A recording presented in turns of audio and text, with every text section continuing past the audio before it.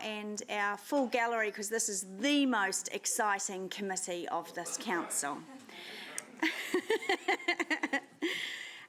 Right, so we'll get straight into it with apologies first. I've got apologies from Councillors McPherson and Forsyth for absence, Councillors Pascoe and Wilson for lateness, Councillor Naidu-Roll for partial attendance, Councillor Thompson, good morning, she's joined us via Zoom, and Councillor Wilson will also, when he arrives, be joining us by Zoom. So I'll move that those apologies be received, seconded by Councillor Bunting. All those in favour?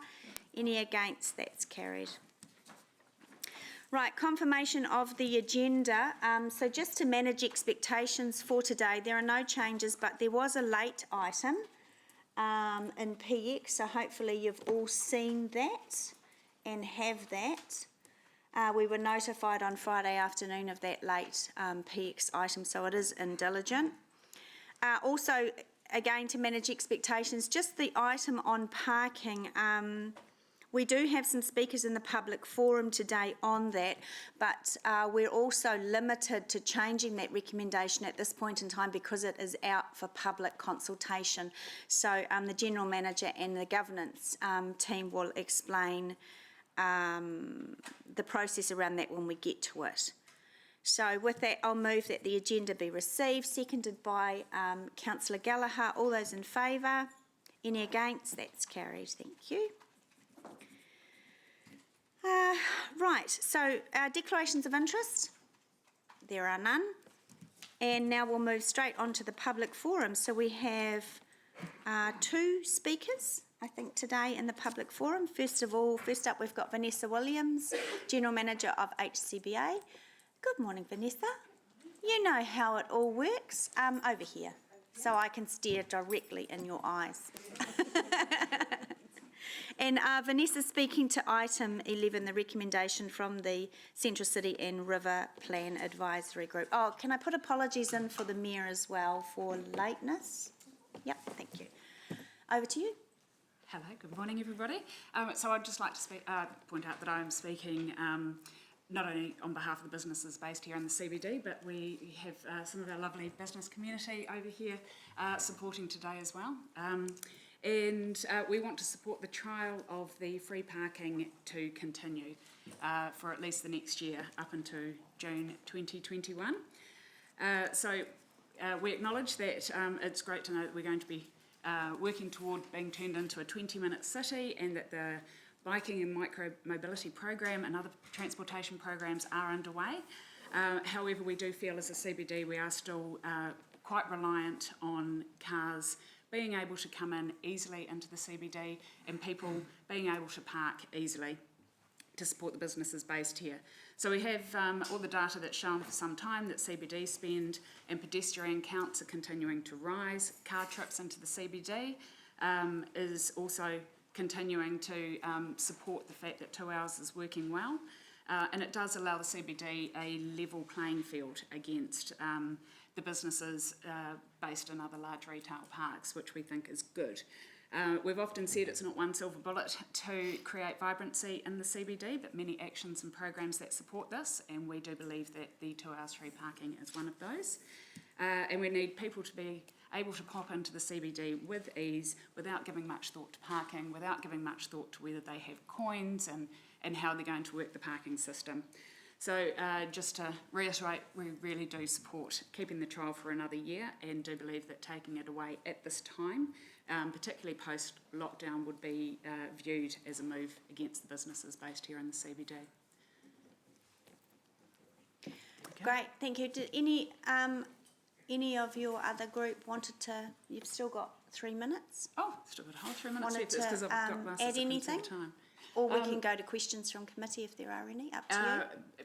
Happy to go to questions from committee, but also the people that are based here are happy to have questions as well. So I'll just point them out. So we've got Andrea from True, which is a retail business based on Barton Street. We've got Pam from Escapist, which is an attraction business based on Bryce Street. We've got Kat from Snack Baby, hospitality business based down Casabella Lane, and we've got Amy from Trek and Travel, retail business based in Victoria Street, and Mike from NAO Harcourts, so commercial business based in Victoria Street as well. Can I just give a plug for Escapist? I did it online during lockdown. It was fantastic. I've got to come in person now. Right. So every sector's Okay, so we'll go to questions. Deputy Mayor.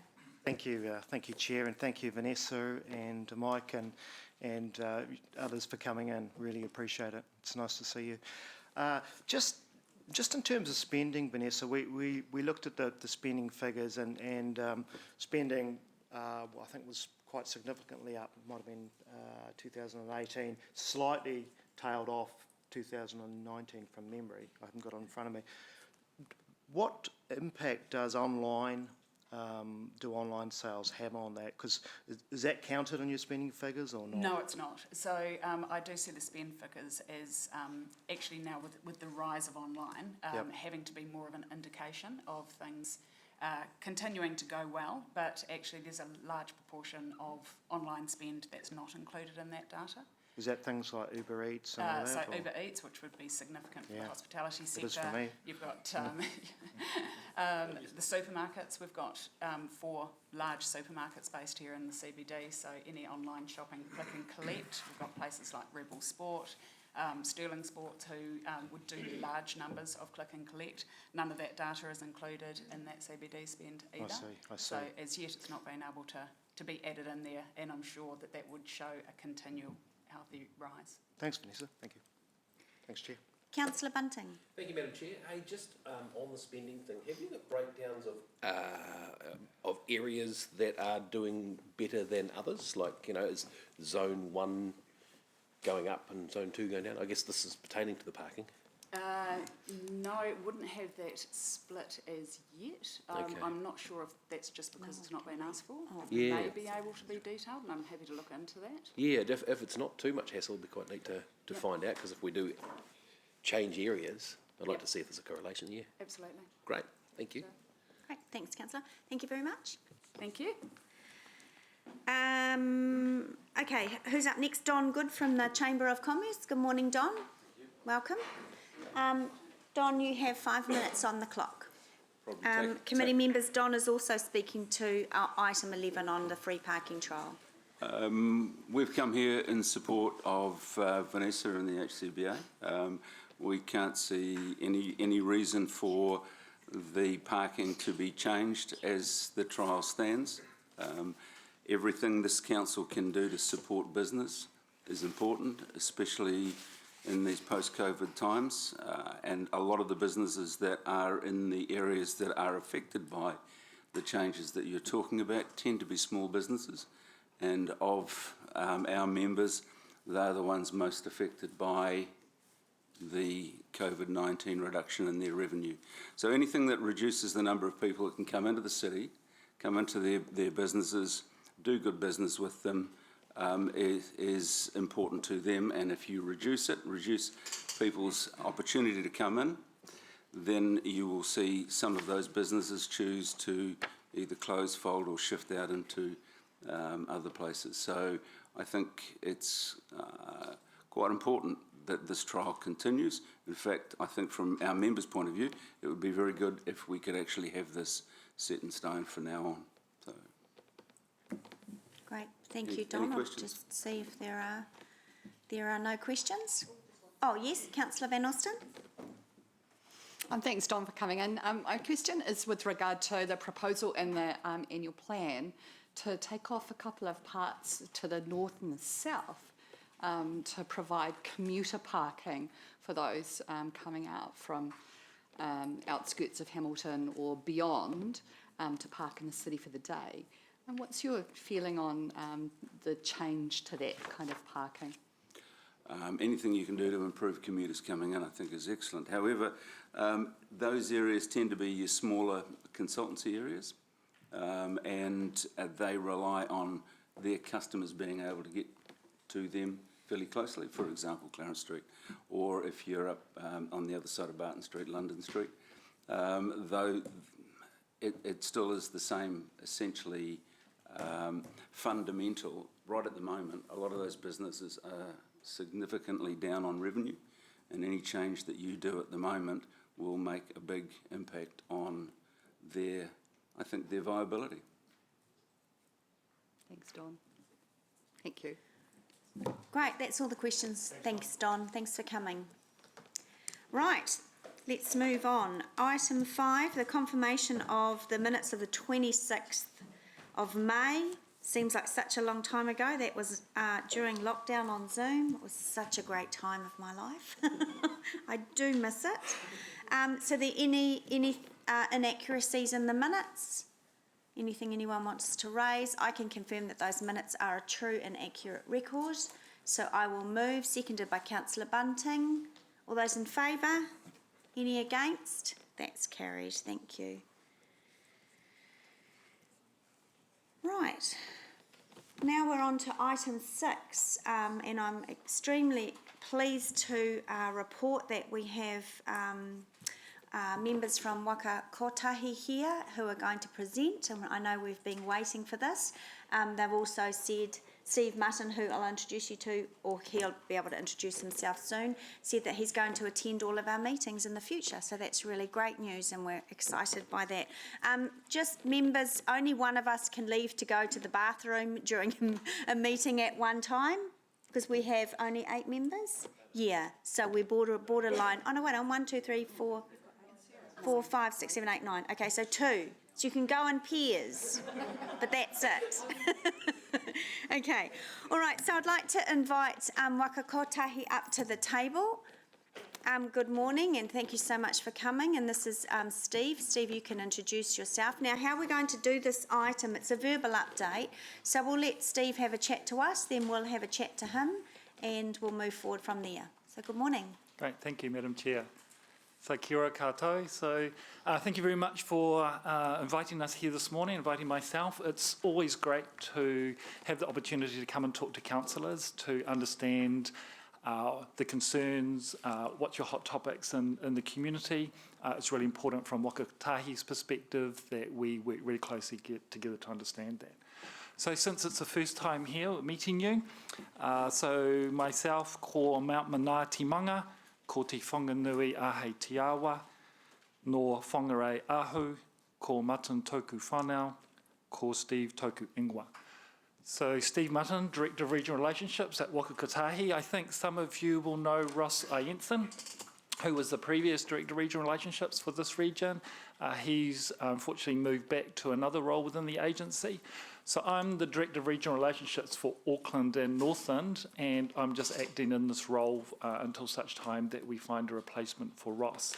So I'm really enjoying spending the time in the Waikato and understanding the challenges and opportunities that you have here in Hamilton. So I just want to run through a couple of things this morning, just talk about briefly Waka Kotahi, what our focus is, talk about some current things we're looking at, and then happy to open up for questions for yourself. So what's the most important thing in the world? It's, he tangata, he tangata, he tangata, which is people, people, people. And he waka ika noa, he Waka Kotahi. And we're all in this together, travelling together as one. And that's certainly the philosophy that I have working at Waka Kotahi, is that we need to work really closely together to achieve the outcomes for this community. So our responsibility as Waka Kotahi is to contribute to that effective, efficient and safe land transport system in the public interest, and that's all set out in the Land Transport Management Act 2003, which I know you probably all really understand. But basically we operate, we design, we build, we maintain and we regulate the land transport system. So we have a huge job to do, it's huge. So our funding periods from the government are set in 3-year blocks. Over this 3-year period, we've got just under $17 billion worth of program to implement. On top of that, we're preparing for the next 3-year period, NLTP, the National Land Transport Program period.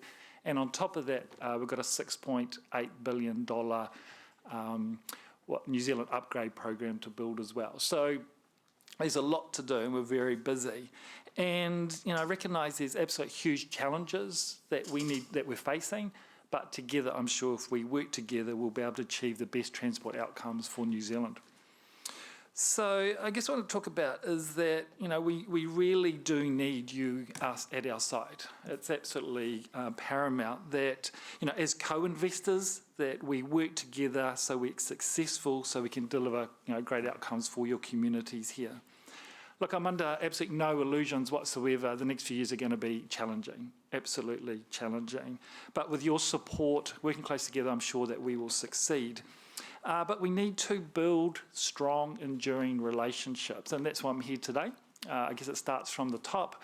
So as Director of Regional Relationships, part of the senior leadership team at Waka Kotahi, I'm constantly talking with our Chief Executive and our board, so I'm your channel into the senior representatives into Waka Kotahi. So I guess the commitment to you is that whenever I can, and as soon as I can, I'll tell you what's happening in my world, what's happening in Waka Kotahi's world, and so that we can find the right solutions for your community.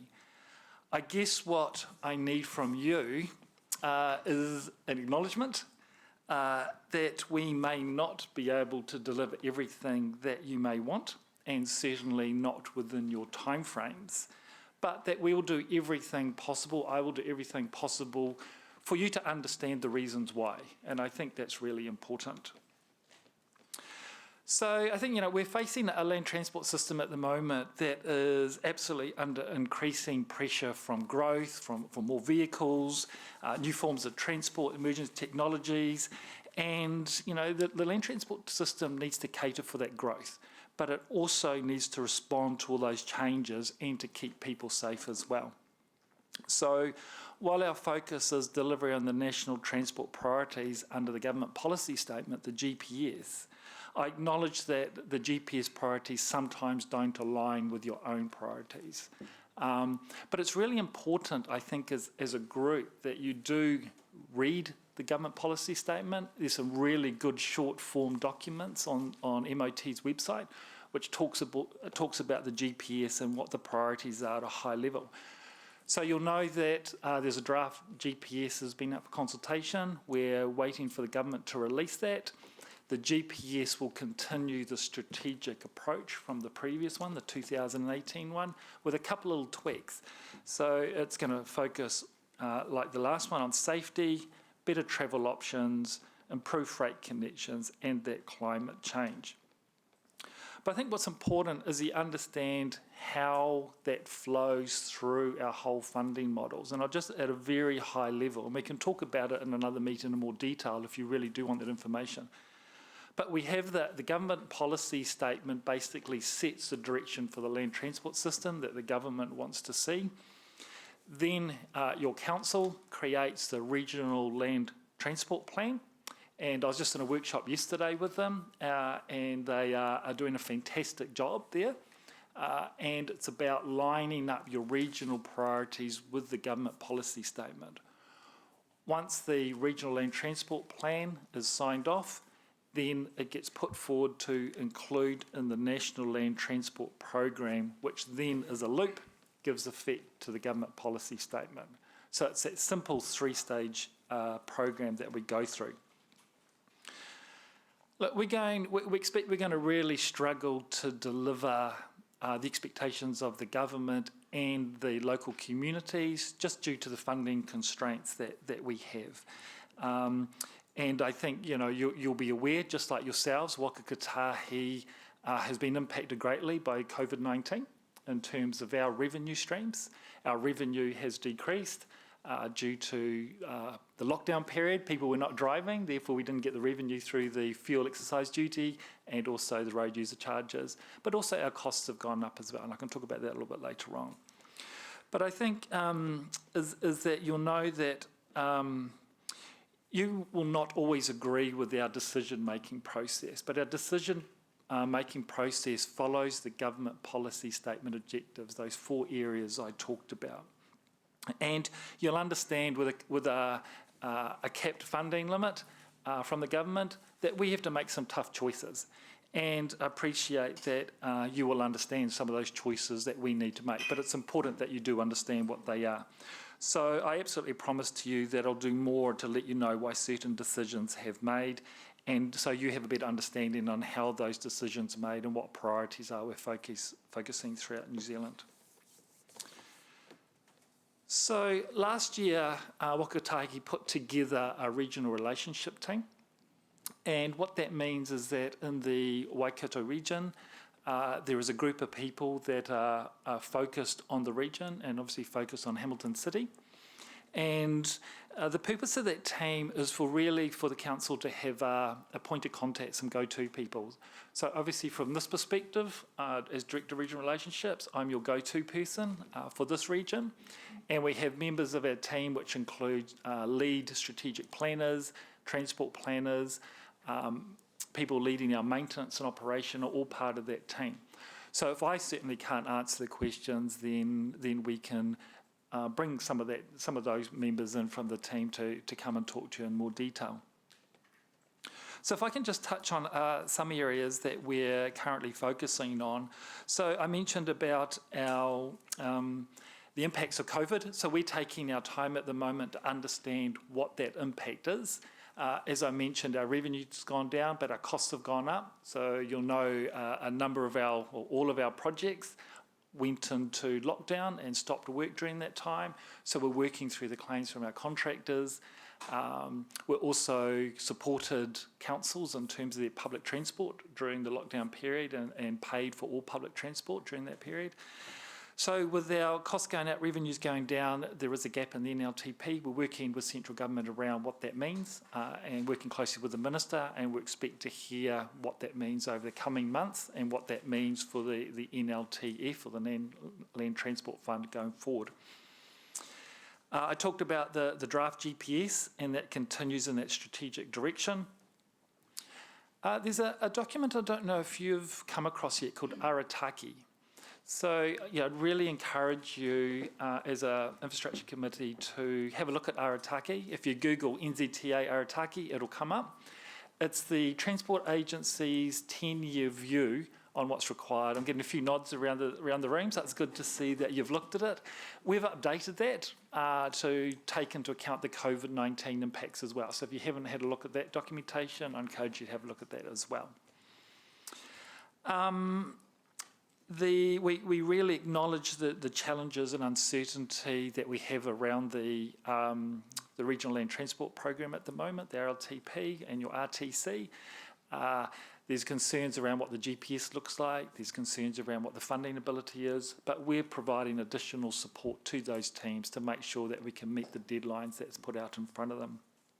So as I said, was in a workshop yesterday, really encouraged where your team is, and I think they're well positioned to meet those timeframes and really hitting the current challenges that you're facing as a community.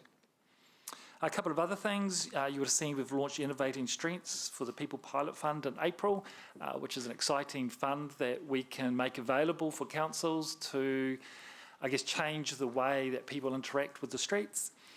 And you'll be hearing soon more about our urban development program, which is set up to deliver on that government's policy objectives for good urban development.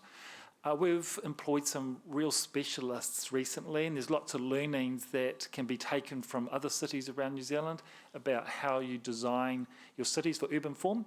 We're putting together a booklet around that, so you can see the tactics we're using, the lessons learned, and some of the quick wins that you can implement. So have a watch out for that as well.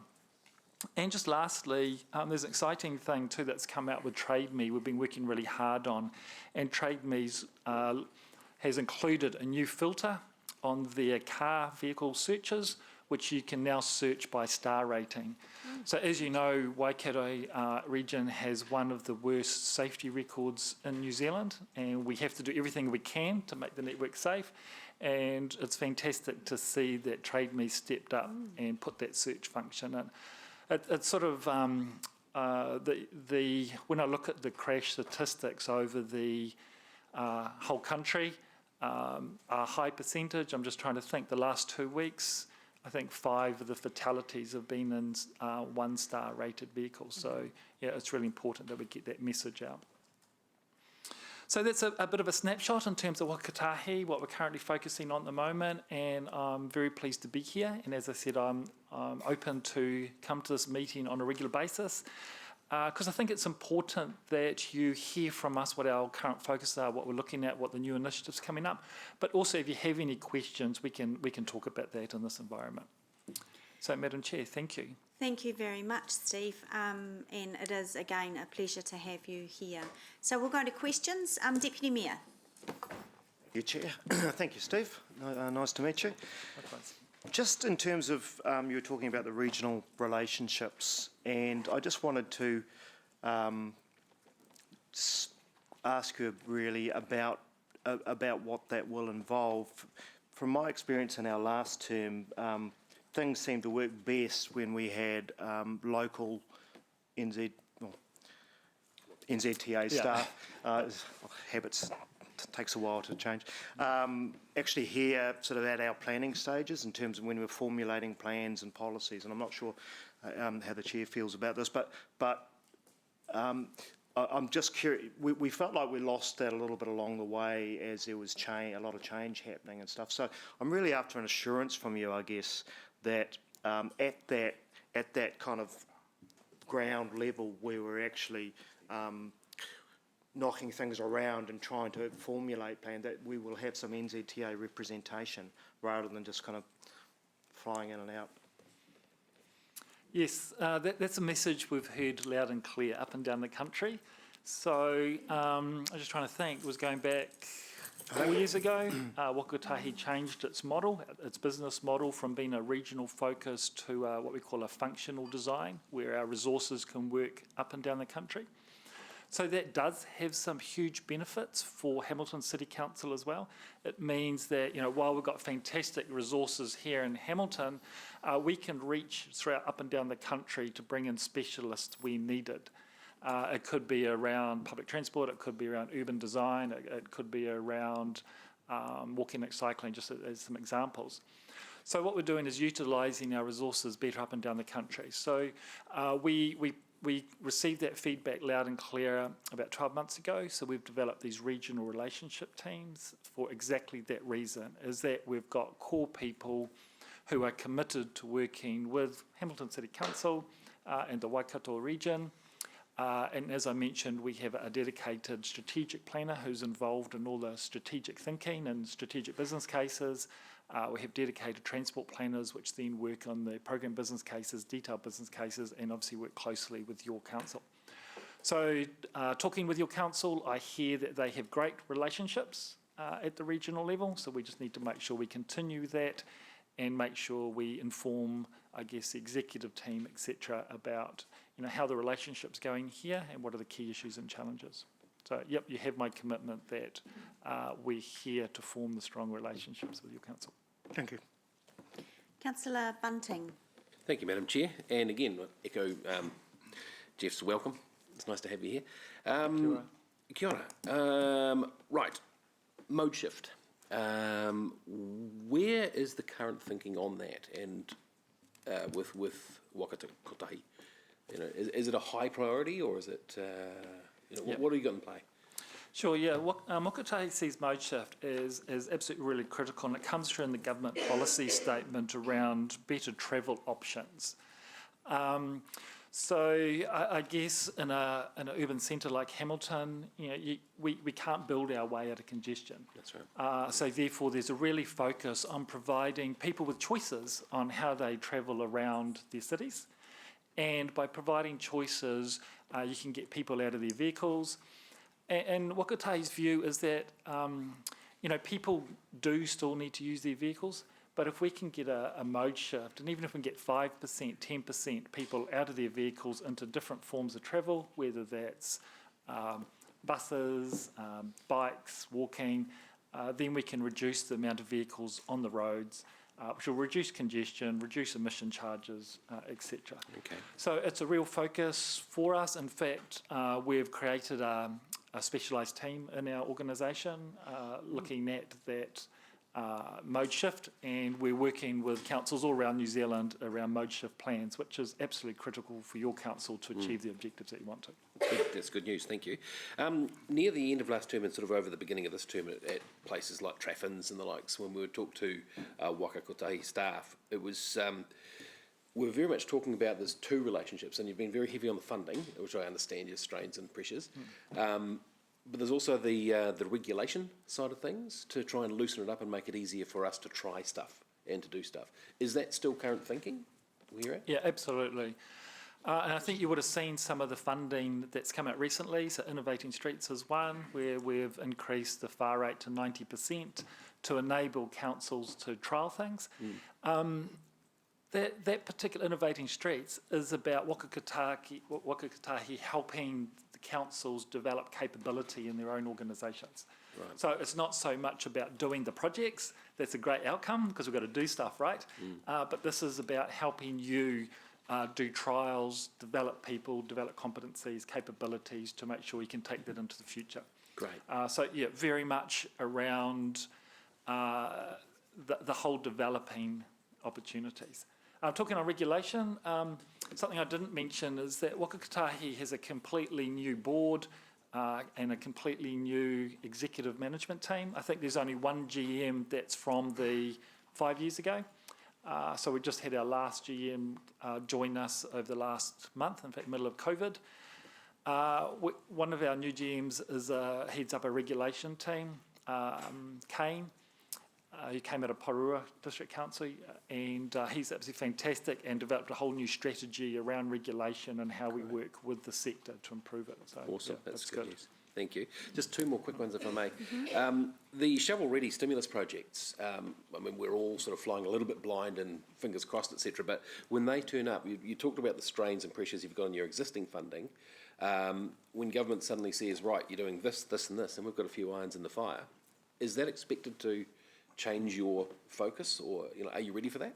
Because yes, it's a very good question. So the CIP, the Crown Infrastructure Partnership Program, like you, the Waka Kotahi also put a submission in to CIP. So CIP is a completely different funding stream.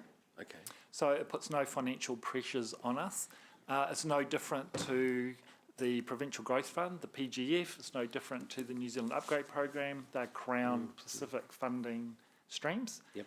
I guess where the pressures may come is that where Waka Kotahi needs to support any work that you need to do as part of your CIP work that you put in. Yeah. But that's something we just have to have a conversation with at the time. Okay, thank you. And last question's around the urban development program. I'm excited to hear your work around that. I presume it's to do with flows and traffic, etc. Are you working with Kāinga Ora on that? Because what they do in places can have quite an effect. Yeah. So this is really important for us, urban design, and Cole, our lead strategic planner, is very embedded in the Metro Spatial Plan, also the Hamilton to Auckland Plan. So to me, transport is an enabler for economic success, and we have to integrate transport and land use. They go hand in hand. So this is where we have to work very closely together to make sure we plan the future for our communities to be absolutely successful and drive the economic success that they're looking for. Right. So we're absolutely embedded with all those parties around the Metro Spatial Plan and Hamilton to Auckland. Yep. All right, thanks, Steve. Thanks, Madam Chair. We're going to go to Zoom now. Councillor Thompson is up next. Councillor Thompson, good morning. Good morning, and kia ora, Steve. Nice to Kia ora. see you again. I think we were opposite each other yesterday at the workshop. We were. Thanks for coming in. A few questions. The first one, very quick. Innovating Streets, will that continue, or is there a likelihood that there'll be future rounds? So with the Innovating Streets, it first came out with 2 rounds. The second round is open now, closes on the 3rd of July. So it depends on the take-up around that and what the funding availability looks like for that. We're actually drawing on our walking and cycling activity class to fund that particular program. So we're just waiting to see what submissions we get in this tranche, what ones we take forward, and if there's any money still available in that activity class. So we'll have to come back to you on that one. It was quite a tight particularly with other pressures around COVID and stimulus packages and things. So That's correct. The reason for that is there is a forecasted underspend in that walking and cycling, so therefore there was money available in this NLTP period. So therefore it needs to be spent in this coming financial year. So that's why the pressure was on to get that approved so the work could be done. Okay. Then in terms of the urban development program, so is there going to be kind of a standard national document, a little bit similar to Auckland Transport's urban streets design guidelines? What is the I guess ultimate outcome in terms of what will be provided in terms of guidance to councils? Yeah, that's correct. I guess it's sort of a bit of best practice. It's some guidelines. It's some tactics that you can use to influence urban design. It'll make available some of our resources that you can utilise as well. And when I say resources, people as well. So it is going to come out as a guideline, and we're going to be issuing it for your feedback as well. So when it does come out, there'll be an opportunity to provide any feedback that we can improve it or whatever. So, yeah. Yeah. I'm just wondering how comprehensive will it be? Because we were looking at when I was looking at the urban streets, guidelines that Auckland Transport has, and they look really helpful in terms of providing examples of different types of intersections and, I guess different designs for different types of streets and things. So will it have that kind of level of comprehensiveness, or will we still as a council need to develop our own kind of guidelines around that? So my understanding is going to give examples and guidelines. I think if Waka Kotahi puts any document out, it's normally pretty comprehensive. So hopefully that continues that trend. But my understanding is it will provide case studies, good examples. Okay. And the team's also available to have conversations with you whenever you need to. What's that, sorry? So the team that heads up that part of our business is also available to have conversations with you as well, and you and your councils. Okay, that sounds good. Next question is around Eastern Pathways. Are you familiar with Eastern Pathways project, formerly known as Schoollink and the Unilink? No, I'm not, sorry, Councillor.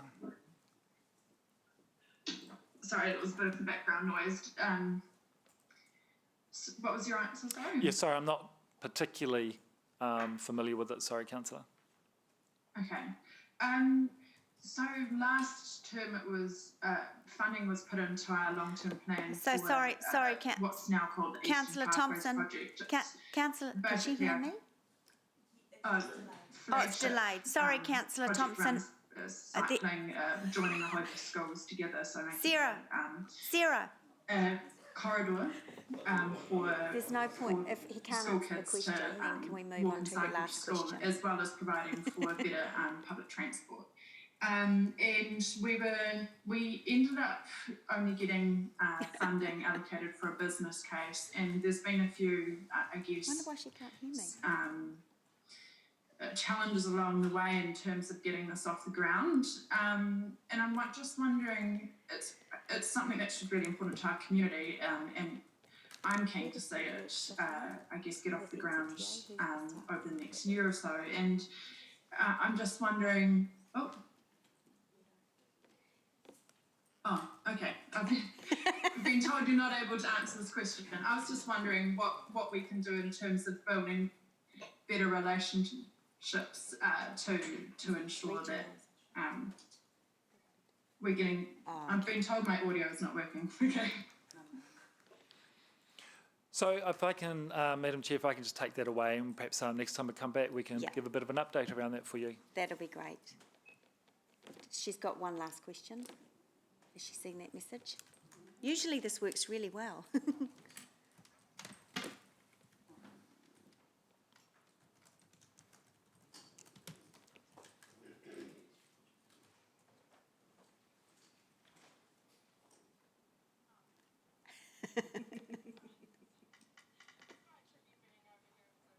Oh no, now we have lost audio. Last there we go.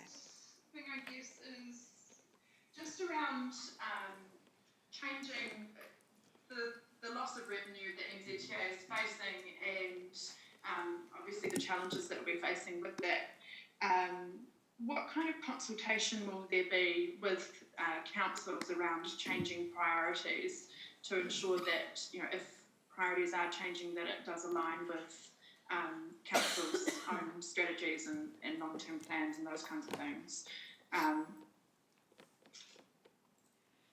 Yes, as mentioned earlier, if there is a change in priorities or a change in the funding levels, then I will definitely be sitting in this chair again at your next infrastructure committee or the one after that information is released to talk you through that. Okay, but it will be kind of more of it advising us what's happening rather than any consultation. That's correct. So it'll be more around the lines of, well, what is the gap, what does it look like, and what do we need to do differently? In saying that, though, the government is very clear that the GPS is their priority for the land transport system. So therefore, we just have to wait to see what the minister comes back with in terms of if there is a gap or not. But at the moment, we don't know. Okay. All right. Thank you, Steve. Thank you. Right, Mangai Norm, you're up next. Kia ora. Acknowledge your pipiha. I was proud to hear you open with your pipiha, so I acknowledge that.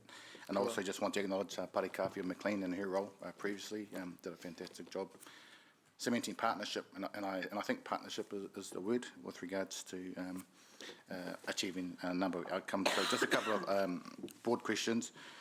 What impacts would a shift in government settlements in regards to iwi settlements and climate change have in any direction that Waka Kotahi advance? So, kia ora. The Waka Kotahi takes the direction from the government policy statement. So around the government policy statement is very clear around climate change and the impacts around that. So the government would need to change the government policy statement to change the direction that Waka Kotahi would take. What's the cycle of that policy document? Is it 10 years, 5 years? So it's up to the government to make any changes to it. So typically when there is a change in government, they will look at the government policy statement because that's their insight into where they want investment made to deliver the outcomes they want for land transport in New Zealand. So with this particular government, the current government, they revised it when they came into power, and they're just going through a revision of that right now. Yep. So the fund itself, the 17 billion I talked about, typically doesn't change. What happens typically is that the amount against each activity class, I think there's 15 activity classes from memory, the amount changes between the different activity classes as government wants to focus your investment in particular areas. Yep, in terms of iwi, the RFR, first right of refusal, that's all part of course in regards to settlement legislation. Yep. Thank you. Councillor Gallagher. Yeah, three quick questions. Just first of all, in terms of the regional relationships, you mentioned that you're still trying to fill the Central North Island? Or Yes, so the role that I'm acting in at the moment has not been advertised as yet.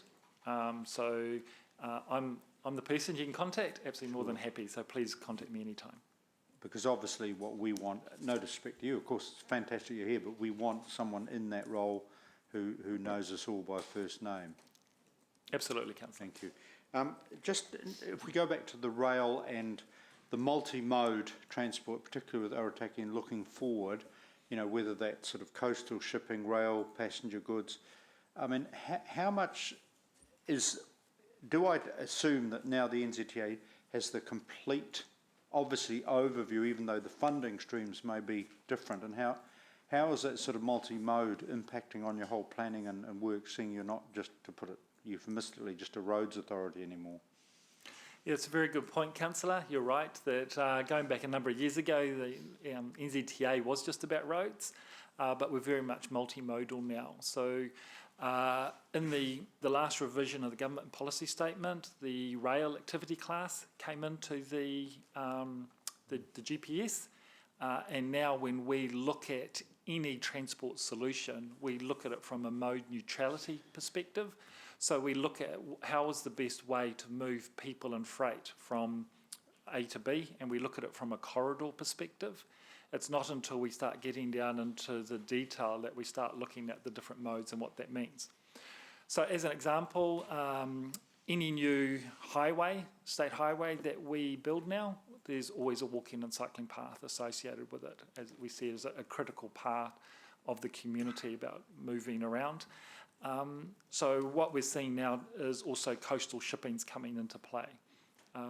Even though we don't have an activity class, it is still very much looking at coastal shipping about how we move freight along with road, along with rail. A final question, and you just mentioned before about the campaign around the one-star vehicles, and obviously the exponential probability of life-changing industry or fatality if you're a one-star car versus a 4 or 5-star. What sort of research is NZTA doing? Because obviously, to a degree, the one-star car purchase will be, lower income people in terms of people's ability to afford vehicle. One-star will be cheaper. What sort of work are you doing around any policy areas that government can somehow look? I mean, obviously there's a regulatory thing to stop them being imported, but there is the other issue of people buying cars they can afford, and the incidence of lower income New Zealanders who basically settle for a 1 or 2-star car purely because of the size of their wallet. That's a real challenge, Councillor. It's about what you can afford, and I think that's what our advertising campaign's trying to really hit at the moment, and that's why Trade Me's been great coming on board, is that when you look for a car, you may look at a price range, but now you can filter it by star rating, which means you can still look at the highest star rating vehicle in your price range, and there are still a lot of those vehicles around. So it's giving people information that they can make those decisions. I'm not close enough around the policy changes that we're making in terms of that. I'd need to come back to you on that one. In terms of our zero, we have a road to zero. Yes. Road to zero. Be interested in that follow-up, because we used to have, as you know, Leo Turman, who was quite focused on those areas, obviously because of his expertise. But if you could come back with further information in terms of even how we can all help around, because I suspect we still, to a degree, are dealing, particularly with parents, purchasing or helping their kids purchase their first vehicle. We are dealing with, I think in some areas, a very acute lack of awareness, and just an acute lack of awareness of what a car pre-2004 or whatever it is looks like versus something, like even used cars. And I'm wondering if you could forward that through, because it seems it's a huge area. Yes, definitely. I'll take that away and come back to you. I think the advertising campaign that you would have seen on television, where parents taking their kids to buy cars, has been very powerful. Yeah. I've noticed even my own group of friends, there's a lot of conversation around people not realising the difference that a star rating can have. Yeah. But it will test you when your grandkids or children come and see you and say, can I take your Audi out tonight rather than my Daihatsu? If I can tell you a story, and the chair will indulge me. Leo Turman has a wonderful clip which I hold dear. He used to speak at Rotary Lions clubs, those clubs, and he says, drive your kid's car to this meeting and give them your car, because actually what you've just said is incredibly true. Yeah. If you want to keep them alive, you might actually do it. Very good points. Thanks, Councillor Gallagher. And last questions to Councillor Naidoo-Rolfe. Thank you for being here, Steve. Just going back to what you mentioned about Waikato, the Waikato having the highest fertility rate or lowest safety in New Zealand. So is there a strategy in place to improve this, or how is this prioritised in the Waka Kotahi long-term funding plan for the Waikato specifically? Yeah, thank you for that question. So, any death or serious injury is just not acceptable on New Zealand roads, and it's unfortunate that, Waikato region has some challenges, which causes that statistic to be one of the worst in the country. It is the worst in the country. So Waka Kotahi is very committed to the Road to Zero strategy, and there's it's a whole way that we accept that it's absolutely not acceptable for anyone to die or be injured on the roads, and I think that that's a great strategy to have. There's a number of focus areas around that, from everything from speed management, which you're about to hear some detail on, which is great, right through to infrastructure improvements, behavioural changes, car types, etc. So there's 15 action points that we're going through on that. I was actually in your Regional Transport Committee meeting yesterday, and it was good to see out of the 3 priorities for the Waikato region that safety is one of those 3 with a very high weighting for focus, which means that the projects that we look at in this particular region has a safety lens put over it to make sure that we improve safety as a whole. So as mentioned also in the government policy statement, there's 4 focus areas. One of them is safety, and there's significant money being spent throughout New Zealand to make sure that people can go home to their loved ones every night. Thank you.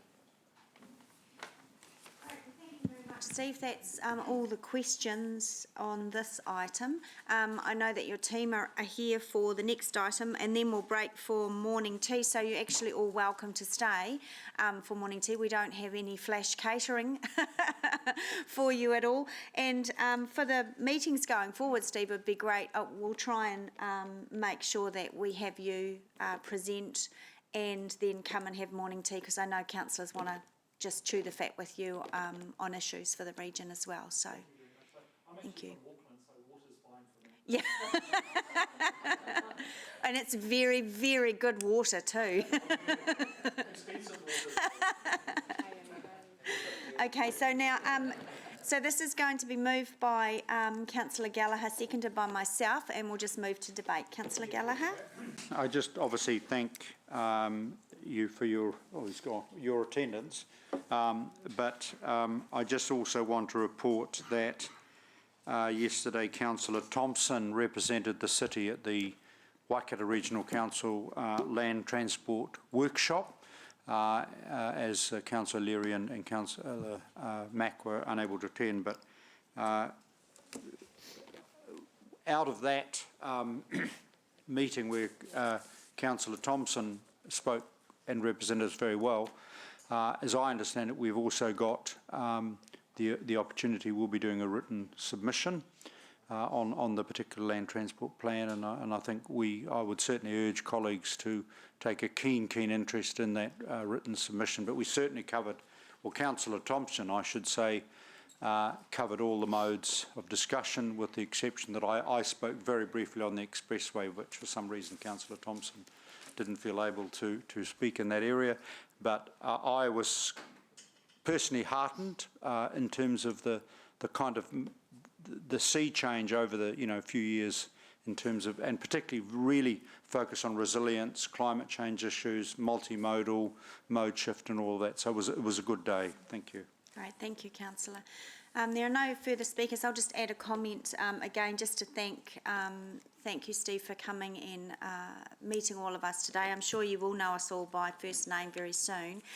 Councillor Bunting raised in his questions something, didn't you? Oh, you did. No, you did.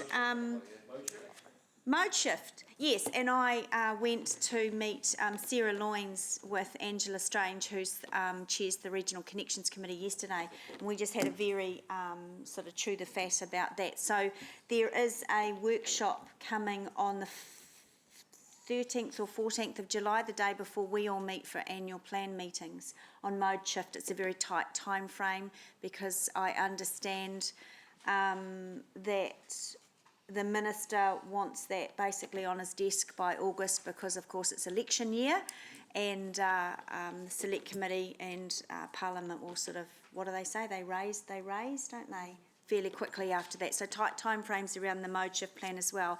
But I can assure committee members, in terms of the regional team that Steve was talking about, Sarah's very, very passionate about our city and very, very passionate about mode shifts. So I know that the meeting is during our recess time, but if you're around and you can attend, that would be really great. And that will be with the other Connection Committee members. So thank you very much. Martin, did you want to write a reply? No, not at all. Okay. All right. It's so obviously a very contentious motion, but I'll waive my right of reply. Thank you. So we'll just do this on a show of hands. All those in favour, raise your hands. I'm assuming there will be none against. Any against? No, that's carried. Great. Okay. And just welcome to the Mayor, who's had to pop out to find her glasses, which were gone missing from her glasses case, and also Councillor Wilson, who's joining us on Zoom. Thank you. Right, let's move on. Good morning. Let's move on to the next item, which is item 7, page 14 of our agendas. Now, this is the speed management and proposed speed limit changes on state highways. If NZTA want to pop down here, yes, we've got a, just wherever you like, it's fine. We've got Junine Stewart and Craig McKibben and also John Garvich and Adam Francis here, so we've got a great team to help us if we need. But we'll just go to, actually, can we put my slide up? So before we start, I attended a workshop with it was a road safety workshop last Monday, as part of the Regional Transport Committee that I sit on, and there were some amazing presentations, but there was one from Cherie Manson from WSP, who are in Hamilton.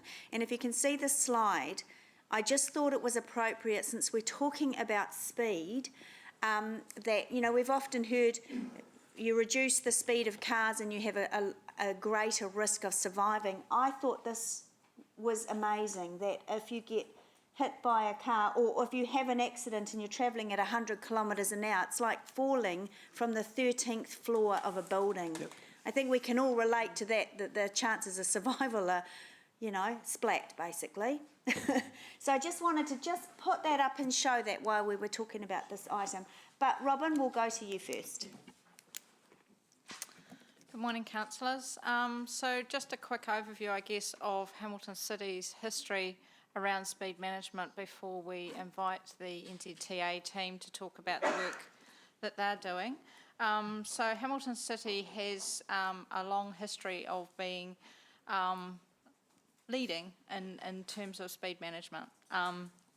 And the most recent work that we did started in 2018 and involved the development of a speed management plan and an amendment to our speed limits bylaw, which enabled us to set out through the speed management plan our long-term vision of where we wanted to go for speed management in the city. And that was based on the information and guidance that NZTA had developed through their speed management guide and the technical document that sits behind that, known as Mega Maps. And that process we took through special consultation with the wider community. The bylaw change that we made was to enable us to make speed limit changes via resolution. Prior to that, it had generally taken in the order of 6 to 9 months in order to make a speed limit change. Now we're able to be far more fleet of foot and to work through those a lot quicker. And the Hearings and Engagement Committee has a delegation to work through those. And Hamilton is in the proud position of having all of our schools with a 40k speed restriction in place already, and are looking at what needs to be done to look at having 30k past schools. Legislation still working its way through the House for making that requirement to get that done nationally, but we are leading the way for that.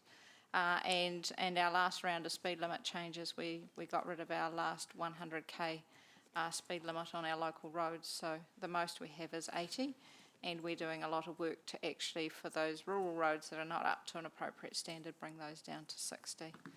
That combined with our 40k speed restrictions in our local residential streets means that we are in a really good position for responding to some of these changes that are proposed in legislation. The development of the speed management plan was done with our key partners and stakeholders, and NZTA were one of the key parties to that. And we do view the Hamilton City as working in partnership with NZTA for the state highway components that we have within the city. It's actually a reasonably large network for us and has a key influence on the way the city operates. So I'll now hand over to Janine and Craig for them to outline the work that they have been doing in response to a request we actually put to them earlier this year to get some speed limit changes underway. Thank you. Thanks very much, Robin, and good morning, Madam Chair and councillors, and thanks very much for giving us the opportunity to come here today to speak to you about the speed review that we're doing around Hamilton City. Before I start, I really do want to commend Hamilton City for the work that you've done. I work across the central North Island. I deal with Waikato, Bay of Plenty, Taranaki, Gisborne and Hawke's Bay. And I'm working with 24 different local authorities, talking to them about speed management and talking to them about infrastructure, which I'll go into a bit more. And I constantly use Hamilton City as the leading example because of the work that you've been carrying out over the last few years. And I'd just like to say, if we could replicate Hamilton City across the country, we'd be in a much better position in terms of road safety. So I just want to give a big vote of acknowledgement to your council for the work that you've done, and in particular working with Robin and her team. So for those of you who don't know me, I'm Janine Stewart. I'm the Area Programme Manager for the Safe Network Programme, which was launched by the government at the end of 2018. As I just mentioned, my role covers the Central North Island. The Safe Network Programme bubble, if I can use that term, includes state highways, local roads, speed management and some high-risk level crossings. So it was launched as the government's response to the road safety problem that we have in New Zealand, with the aim of a reduction of 160 deaths and serious injuries per annum. So the Safe Network Programme was launched, and at the end of last year, as you all know, the government's Road to Zero strategy was launched in December last year. Now that has a target. There's a number of activities within that strategy, of course. But when we looked at where you could get the best investment for reducing that DSI target, which is 40% DSIs over 10 years, we did some modelling within the agency, and we have estimated that to achieve half of that target, 20%, you could achieve that by focusing on speed management and infrastructure. So that's the Safe Network bubble that I work in with local authorities and speed management and state highways. So we know that speed is a problem on our roads, as Angela's just kindly shown the PowerPoint presentation that we often show. The kinetic energy of falling out a 13th floor building. Speed management is all about kinetic energy, and we know that the faster you go, the more chance you've got of a crash, and the more severe the outcome of that crash. That's why it's so important that we deal with it. Every week, it's estimated that 7 people are killed and 54 people are seriously injured on our roads. So we know that there's a road safety problem. Obviously, that has devastating consequences for whānau and communities. In 2018, 377 people died on our roads, which was up from a modern low of 253 in 2013. I looked at the Ministry of Transport's statistics yesterday, just to look at we get that sent to us every day, and sad to say that the Waikato is leading the way by a factor of 2 to 1. As of yesterday, there were 28 fatalities in the Waikato region, and the council behind that, the region behind, is Northland at 14, and then it goes down the track as we go. So Waikato still has a very serious problem. As a country, we're performing very poorly internationally, with 7.6 deaths per 100,000 population. Just to put that, so we're actually in the bottom quarter of the OECD countries. Just to put that in context, when Sweden launched their Vision Zero strategy over 20 years ago, their statistics were showing at 3.2 per 100,000. So we're already at 7.6. So speed is the biggest road safety issue that we have in New Zealand, with 11 people every week killed or seriously injured in a speed-related crash. As we've talked about, we know that the faster you drive, the more likely you are to have a crash. So to address the problem, Waka Kotahi is identifying roads throughout the country, and we are assessing roads in terms of speed management, where we see that reducing speed limits will make a big difference in reducing those deaths and serious injury numbers, and also where communities are calling for change. And on a positive note, we're seeing more communities calling for change for speed management. So we're presently reviewing our National Speed Management Programme, and Adam Francis will be able to talk to you more about that. But in the meantime, we're here today to talk to you about the review that we're conducting on the outskirts of your city and working collaboratively with you, as Robin's already mentioned. So I'm now going to hand over to, unless anybody's got any questions, I'm going to hand over to Craig McKibben, who will talk about the engagement and consultation process. We'll go to Craig and then we'll go to questions. Morena, Madam Chair, Mayor, councillors and council staff also. I'm just going to talk briefly to the engagement process that was undertaken to date and also the consultation that's still to come forward. I will emphasise we also have Adam Francis and John Garbage here who can speak to the technical aspects of the speed review also. We approached a number of key stakeholders in November last year to raise the speed review proposal for Hamilton City, which involves State Highways 1, 3 and 26. In terms of those stakeholders, they include the police, Fire and Emergency New Zealand, St John, AA, RTA, also Te Hā o Whenua Kirikiriroa, the Regional Council, and of course Hamilton City Council, who we've been working with Robin Denton since November of last year. What I can say is that the response from all those stakeholders has been very positive to the speed review proposal. In terms of community engagement, we were also able to rely heavily on the work that Hamilton City Council had already undertaken with their own speed management plan. And by that, the comprehensive engagement that they undertook allowed us to get a very good understanding of what the community sentiment is towards safety and speed on the state highway network through the city. That's enabled us to, if you like, fast track to the consultation stage, which we're looking to commence in July.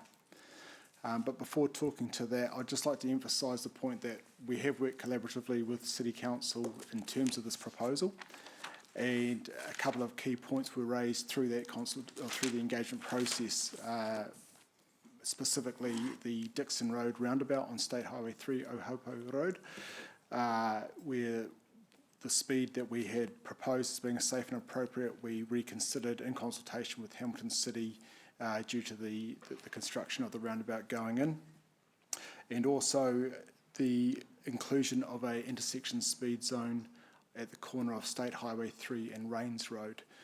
As you know, that will be one of the key intersections during the construction of the Peacock development, and getting an intersection speed zone included there was seen as critical for council, and we agree with that.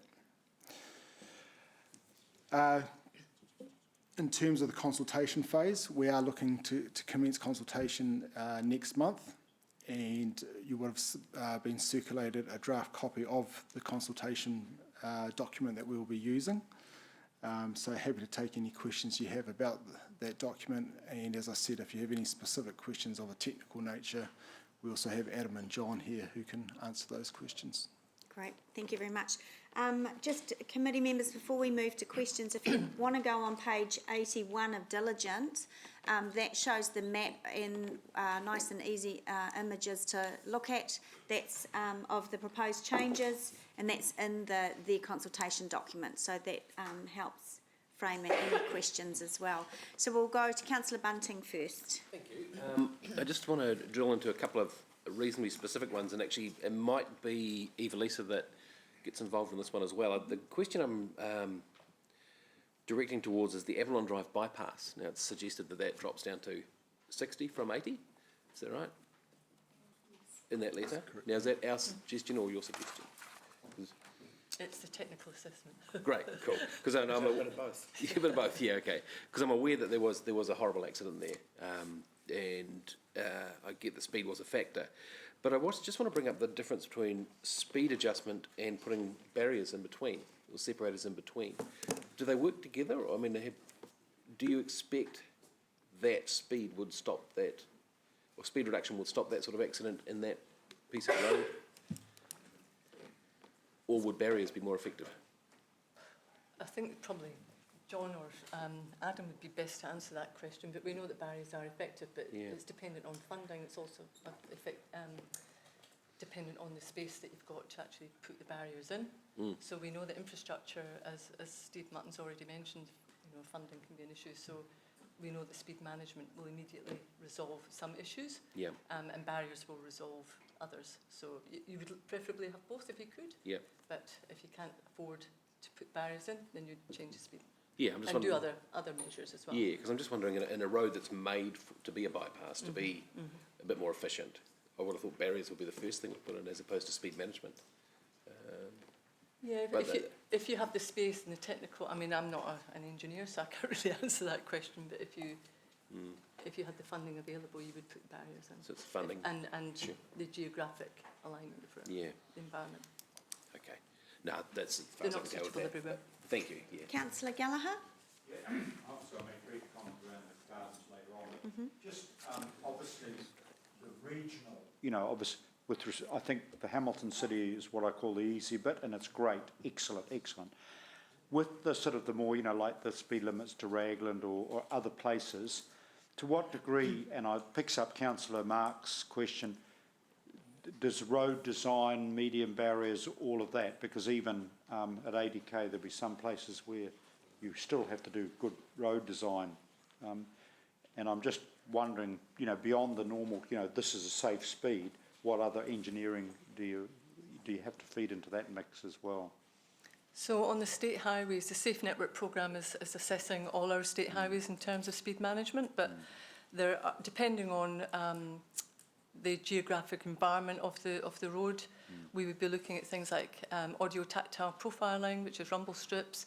We'd be you can put in things like wide centre lines, shoulder widening. There's a lot of different treatments that you can do depending on what the road is. You can put in barriers at high-risk locations, side barriers. So it depends what the actual road safety issues are, and what funding you've got available to do that. So it's a mix. There's a bit of a toolbox, if you like, speed management, and there's infrastructure, and there's a number of different treatments within that infrastructure that you can choose depending on what the issue is. Because you're here regionally, are you getting, how do you handle with some of the pushback until people don't realise that it's actually, if you do 80k instead of 100, your kids come home alive. They've got a better chance of coming home alive. But I'm just running, we've got people, excuse me, into ridiculous mindsets around speed. And how, what in that area of engagement, public engagement? It is a challenge. I mean, we do face that. It's speed management, unfortunately, is not the most popular topic that you can ever discuss with people. People don't want to be slowed down. So part of what we do and what Craig does is really start some sort of education, providing information. I mean, people have some ideas that if you drop the speed, it's going to take you forever. It's going to take you much longer to get to A to B. So we provide evidence to show actually it will take you 1 minute 30 seconds. So we're trying to inform the community as we're going. It doesn't work if you just drop in the speed limit, obviously. We need to consult, we need to engage and take on board.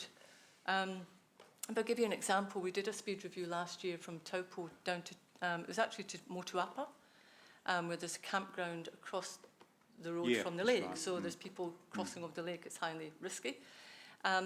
When we went to council, we went to the Tongariro Community Board and said, why don't you take it all the way to Turangi?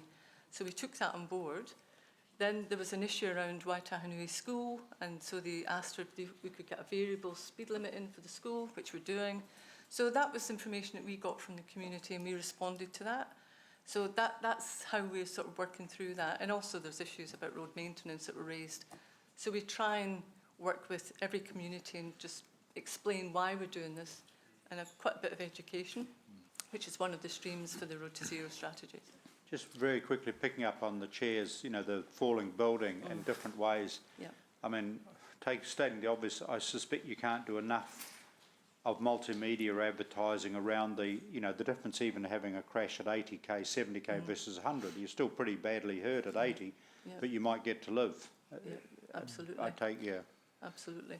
So that's part of the work that the agency's doing in this space here and around the Safe Network programme, is just trying to get people understanding If I can- physics. So if I can just add to that, something that is incredibly difficult is to change people's behaviours, especially when they've been developed over a number of years, and there's no, that's something we see in the way that people drive their motor vehicles all the time. So whilst the education part of it is really important, and we need to keep pushing that, we certainly can't just rely on that, because often the feedback we get in consultation or through engagement is, why don't you take care of the idiot drivers on the road and make them drive better? And if it was that simple as doing that, then we would. But the reality is we need to make a safer environment for all road users, because those people will always exist, and there will always be dangerous drivers out there. So the safer that we can make the road environment for everyone using it, then the better. Are the district councils supporting you? Because I appreciate they get it in the neck from some of those people who mistakenly believe that they can go do 100 and 110 and it's all right. So it depends which level of council you're speaking with. When I speak with roading managers, and they're all, obviously they're across it and they really want to do that. It is difficult when you get to the political arena, because some councils are really, I think Horowhenua, in fact, dropped all their rural roads to 80 and got it through without any issue at all.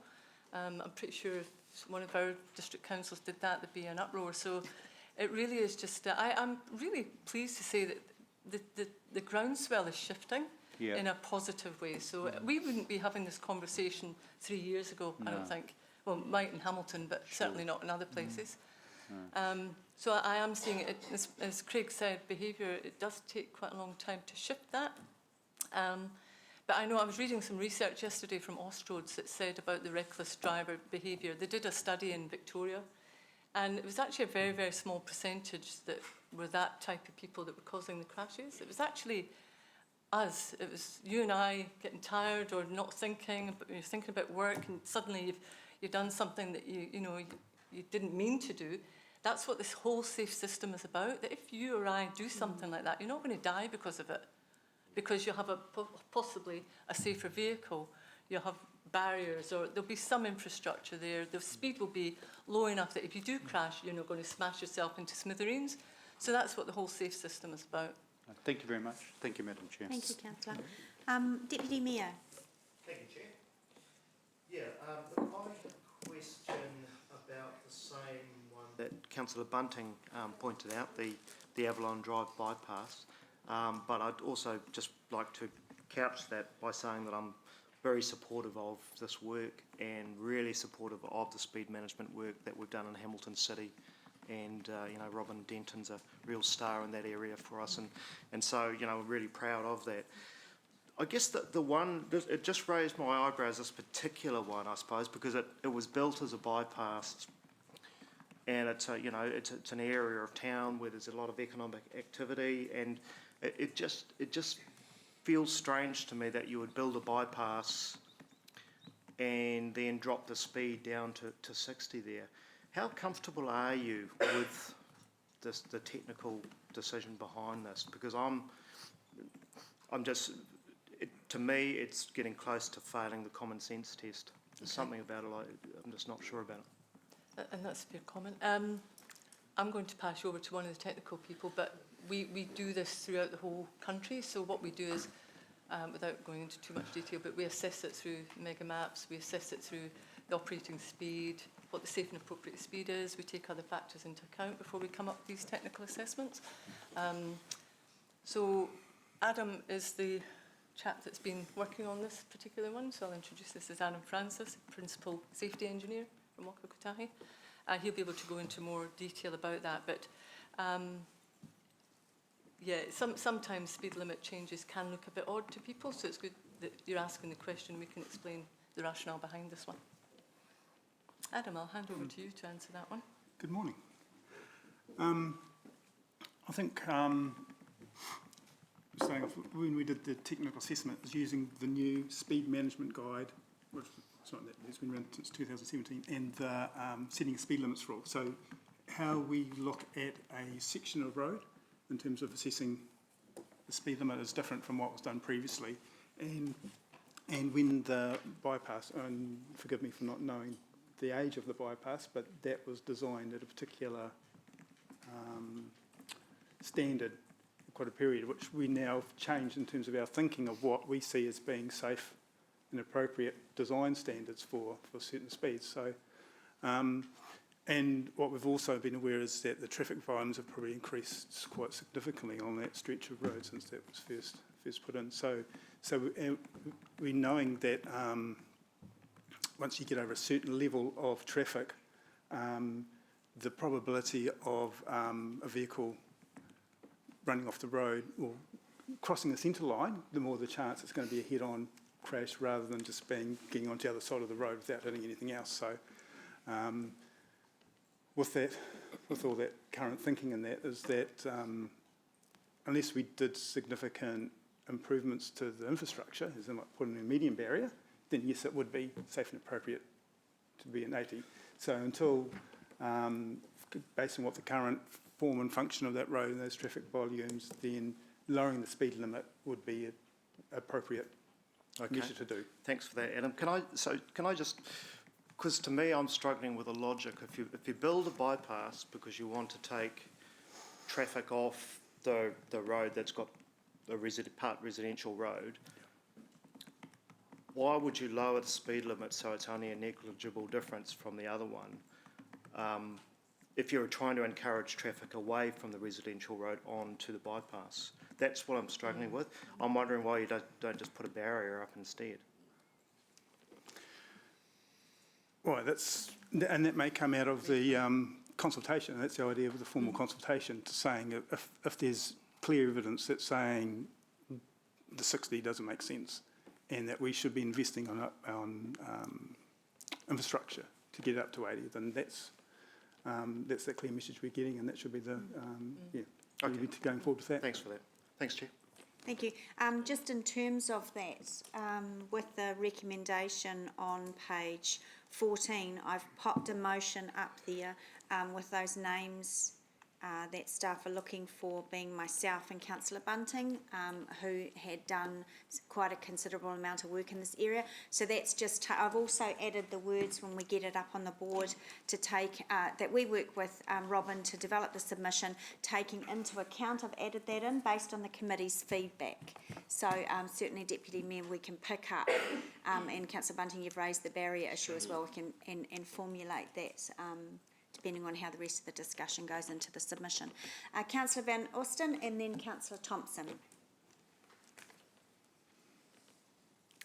Thank you, and thanks for coming along. Also, thank you for making yourselves available for the pop-in session that we did on Zoom last week. It's really helpful to be able to get your mind into the space. It's a big one, and there's a lot to cover off.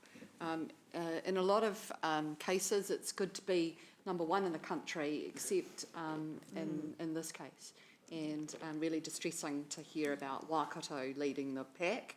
I'm interested to hear how Hamilton, as a part of the Waikato, is impacted through those stats. Do you have the...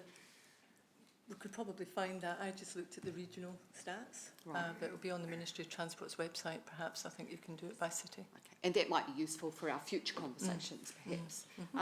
What I'm interested also in today is the areas where we have 4 lanes and the impact of simply putting up a sign to say now it's a 60k rather than an 80. And I wonder what tools you would be using to help educate our drivers and to have them actually comply with the speed zone.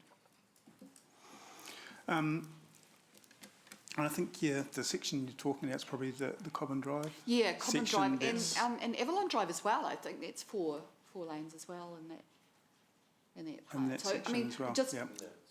It's only, it's only only 2 lanes. two? Oh, It's only only 2, that. yeah. Just all right.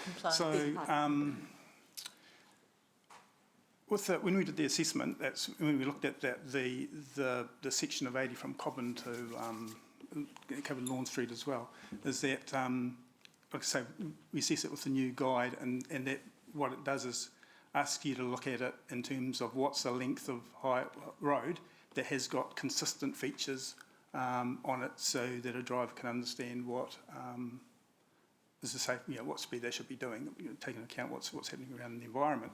And there's a bit of a mixture along there. So we've got, you've got Lawn Street, which is the divided 4-laning, and then you go into Cobham and it goes down to single lanes, and you've got tidal alignment as you go over the bridge, and then you come up to Grey Street, and then it widens out again. So it's a bit of a mixture. So it's just trying to figure out what's the appropriate factors we should be using in that, and there's also different land use. So there is some rural residential, there's some, we've got the park on the other side, the gardens, and there's the rest of it, there's not much activity going on. So it's really trying to decide what was the dominant features along there to come up with the appropriate speed, or do you look at breaking it up into smaller sections and having different speed limits? So that was the sort of thing that we're working through, and we thought it was probably be better to just keep the same length as what the current, the 80k speed limit, in terms of what the extended speed limit, and then just working out what's the features that dominate what the safe and appropriate speed is. And it was out that the 60k, even though we've got those 4-lane section, it's quite a short section, and it's got some urban residential property as well in that 4-lane section. So weighing all that up, just felt it was appropriate to use the 60 as the safe and appropriate speed for that whole length, even though there may be a little bit more higher speeds perhaps with the on that 80k section, on that 4-lane section, but knowing that you've got 2 roundabouts there, that helps to manage speeds as well, because people have to slow down to negotiate the roundabout. So that's just weighing all those up to come up with what we felt was the safe and appropriate speed. Yeah, and I agree, it probably is much better at a 60. It's more residential now than it's been. How might we use other tools to advise residents of the speed limit change? I'm thinking, is it just a sign? Do we paint something on the road? I know that we've got in Hamilton a trailer with our electronic stuff on it. And what kind of plan would you have to roll out those changes? What we're looking at doing is having, for the speed limit change points, is having some standard threshold treatments. We're calling threshold treatments. So it's having the larger signs with the green background, I suppose we will say, and doing the markings on the road in some locations. We're even looking at doing coloured surfacing here as well, just to identify that this is a change point. You're going from one environment to another where you need to change your speed. And then we also, in most situations, we also have an advanced permanent warning sign to say you're coming into a different speed, and then just having the repeater signs afterwards. And under the rule, you have to have regular, or you don't have to, depending on some criteria, but having repeater signs along the corridor just to remind people that this is the speed limit within this area that you're driving through. Right, and you wouldn't be looking at potentially speed cameras or anything to remind drivers that I mean, I can get up to some pretty high speeds along that common drive.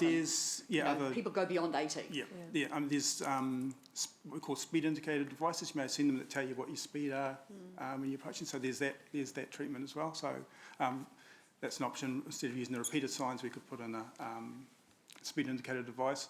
I don't know, in terms of the speed cameras, there's a that's currently going through a legislation change, maybe with that Tackling Unsafe Speeds program, where that's been, I don't know a lot of the detail on that, so that's responsibilities or delegations been given to the agency from the police. So that's something that's happening at the moment, so I'm not too sure the details or the timing on that yet, unfortunately.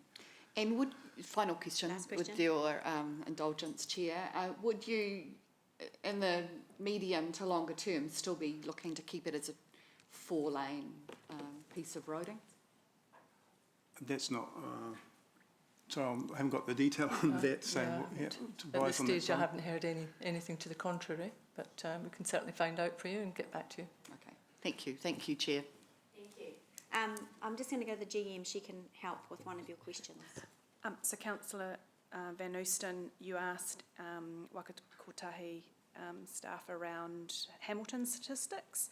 That's reported today in the GM report, which is on page 65 and 66. And final questions to Councillor Thompson. Thank you, Chair Angela. I was at the workshop, so don't have too many questions, but just wanted to provide feedback which I gave at that workshop, which was around getting reporting back once those speed changes have been made and the posted speed limits have been changed. We can get, I guess this is for our submission as well, that it would be good to have the effectiveness of those speed changes reported back to us so that we can understand whether people are driving the posted speed or whether further infrastructure changes are needed to design the road in order to encourage people to drive the posted speed. And the one question I did have was around crossings and I guess other infrastructure. So some of these state highways, for example, or Hopewell Road, there's a lot of residential houses and a school and that kind of thing there. And I'm just wondering, this might be for our staff, what is the process if we want to have more infrastructure for crossings and that kind of thing put in along roads like that? So I can probably answer that.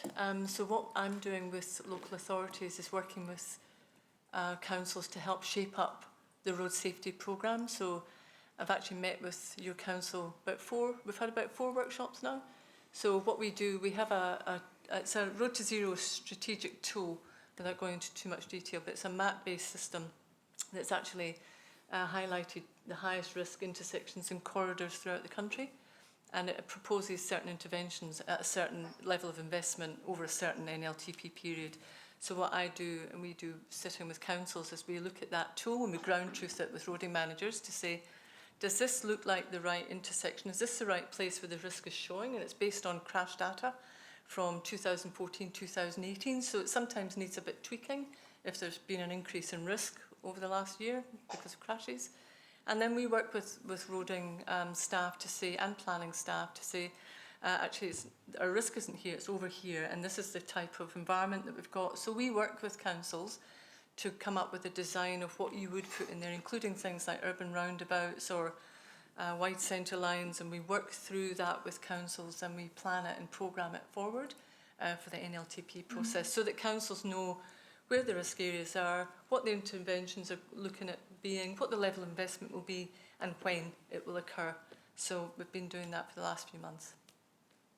Right, okay. And in terms of deciding on those the high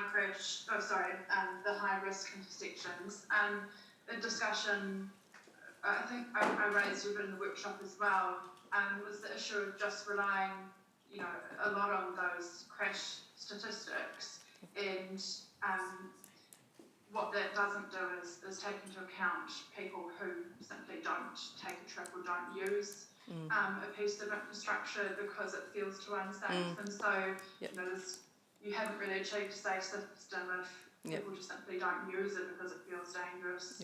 Absolutely right. So to what extent could we start bringing more of that data into this kind of analysis? So we don't only use crash data. We have what we call infrastructure risk rating, which is 8 different elements of roading environment, vehicle density, access, curvature, roadside hazards, land use. We take all that into account, so it's not just crash data, just to be clear, that we're using. But you're absolutely right.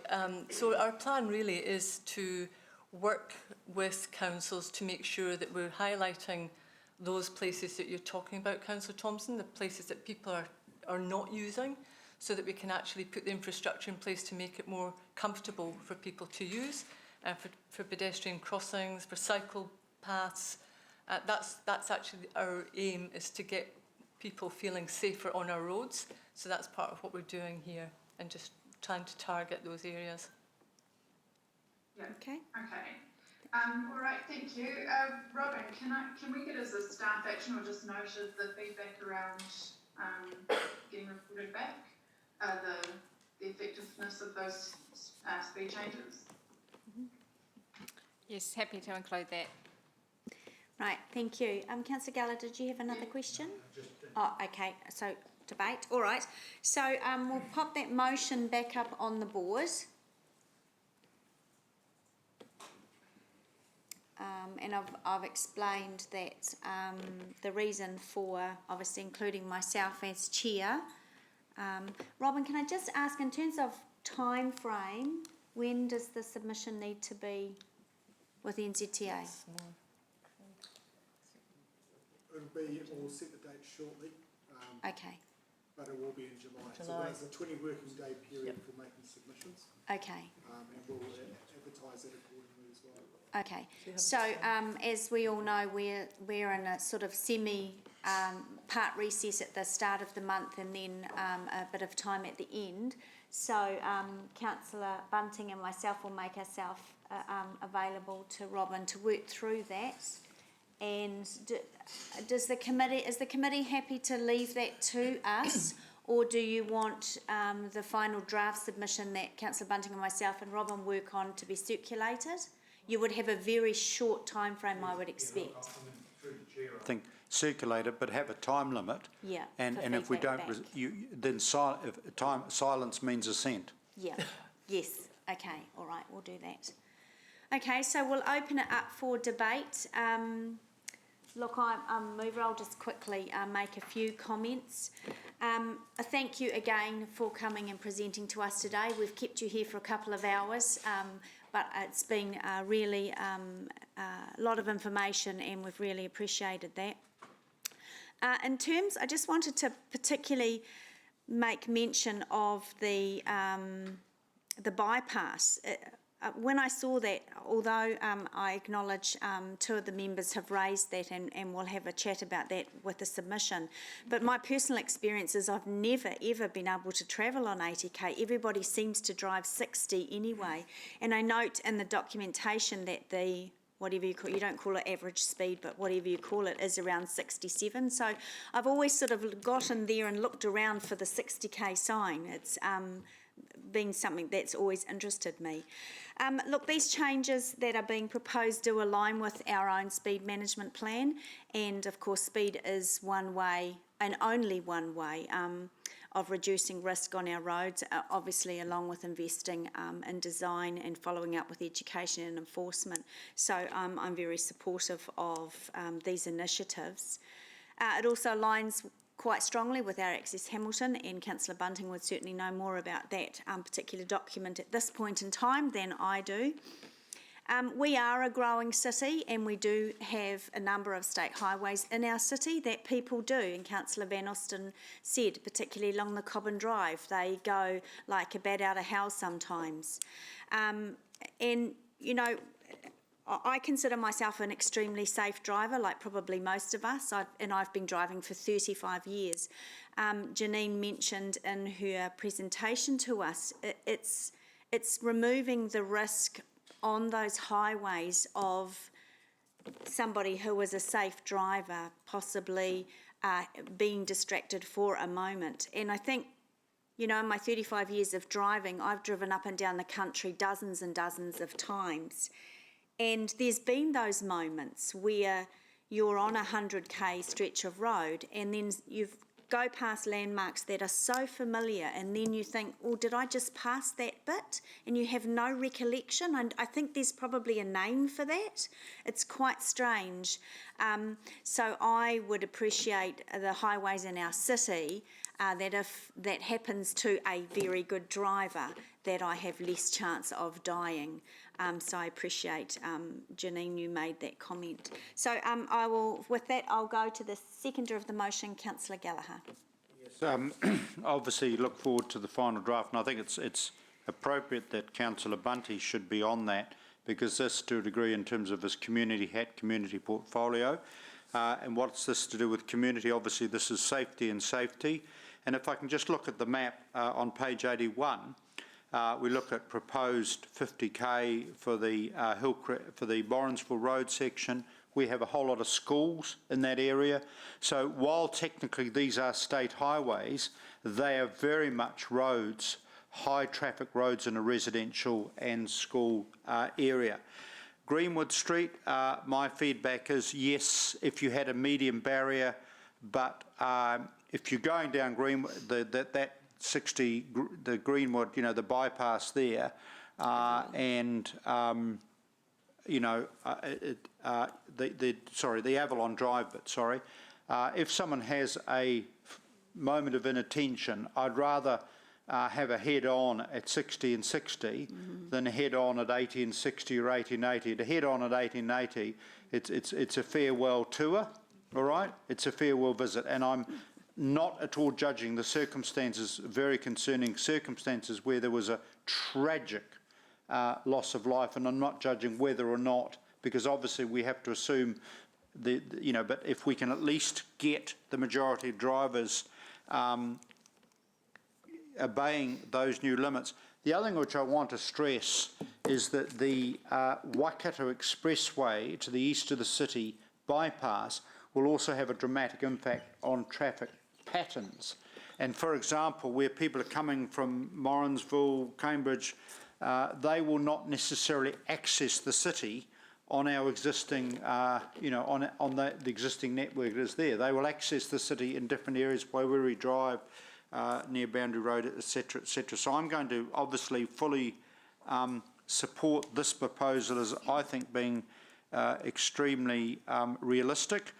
Also, finally, if we look at the section of Cobham Drive adjacent to the Hamilton Gardens, the more popular the Hamilton Gardens at the moment, with the exception of the underground, you know, pathway into it, is terribly cut off from its surrounding neighbourhood. You know, there is a real barrier, and hopefully by reducing Cobham Drive down to 60k with the appropriate design, we as a council will need to look at other ways of how we can safely access those gardens from the Hamilton East neighbourhood. But once a lot of the traffic that has no need to be in that part of town is using the Waikato Expressway, then the whole pattern and the nature of that particular part of the arterial system will change. So I think this is a really good step in the right direction.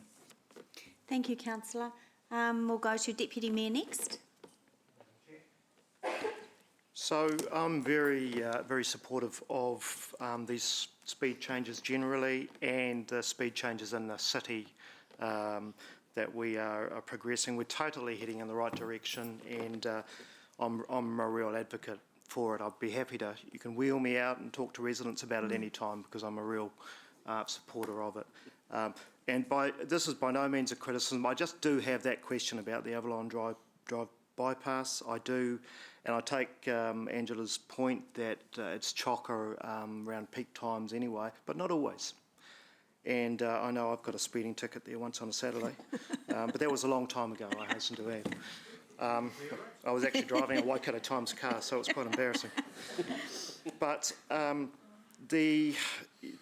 also do feel that if you're going to build a bypass, it just seems strange to me to build a bypass where you're trying to attract traffic away from a residential road and you pretty much make the speed the same. That just seems a bit counterintuitive to me, and I totally get the safety views there, but and I think probably 99% of our attention should go to that, but also 1% should also go to economic well-being and people trying to make a buck and move around the city. So that's my view on that. I think if we do have concerns about it, maybe we should be looking at a barrier. My understanding of that accident that occurred was that nothing could have prevented that really, because of some idiot going at a crazy speed. So yeah, my feeling is I'd like to see just some discussion on the Avalon Drive bypass. I'm not totally happy with the speed proposed. Thank you. Thank you. I'm just going to go to, in terms of list, we're going to go to Zoom. We've got Councillor Thompson, then Councillor Wilson, then Councillor Hamilton. So Councillor Thompson. I'm really supportive and really excited actually to see these changes happening. When I was living over just off Hopewell Road, I often would see there's a school, a primary school there, and a few schools there actually, where I often see children sprinting across the road in front of cars going 60 plus kilometres an hour, which in these kinds of state highways, while they do split and sever our communities, and as Councillor Gallagher said, create barriers. So not only will reducing these speeds save lives, it will actually improve the communities there and reduce those barriers. So that's incredibly important. And in Cobbin as well, you know, the gardens are severed from so many people in those neighbourhoods who are just across the road. So reducing that speed will help. But ultimately, I think signposts, just putting up signposts may not be enough. So I am really keen to see the impact of these changes and whether we then need to be talking about putting in infrastructure to encourage those lower speeds. And also very keen to hear more about what changes are potentially being proposed in terms of infrastructure crossing and other things on some of these state highways. Once again, places like Hopewell Road, can be pretty terrifying to get across. So I think that's an important next step. But thank you for coming along to this meeting, and very supportive of those changes. Cheers. Thank you, Councillor. Councillor Wilson, you're up next. Yeah, thanks, Chair Angela. Look, I'm particularly supportive of the Transport Agency's initiative here. I think anything we can do to make our roads safer in the city needs to be embraced. However, I also join the Deputy Mayor just raising that one issue over Avalon Drive, but I'm comforted by the fact that some of that may come out of the consultative communication. Just on the issue of consultation, could I suggest and support the agency considering a bit of a campaign at the schools? And the reason I think targeting the schools is children are amazing advocates for change. And if you can convince them of the safety reasoning behind your strategy, they often can influence parents more than us communicating directly with parents. So again, I support it. I think it's a good initiative, but I would encourage you to have part of your team focus on the schools that are near those roads, and see if you could do a targeted campaign, because if you convince the kids, they will go home to their parents saying, hey, I really support this idea because it's going to make us safer, and mum and dad are more inclined to listen to that. Thank you, Councillor Wilson. Councillor Bunting. Thank you, Madam Chair.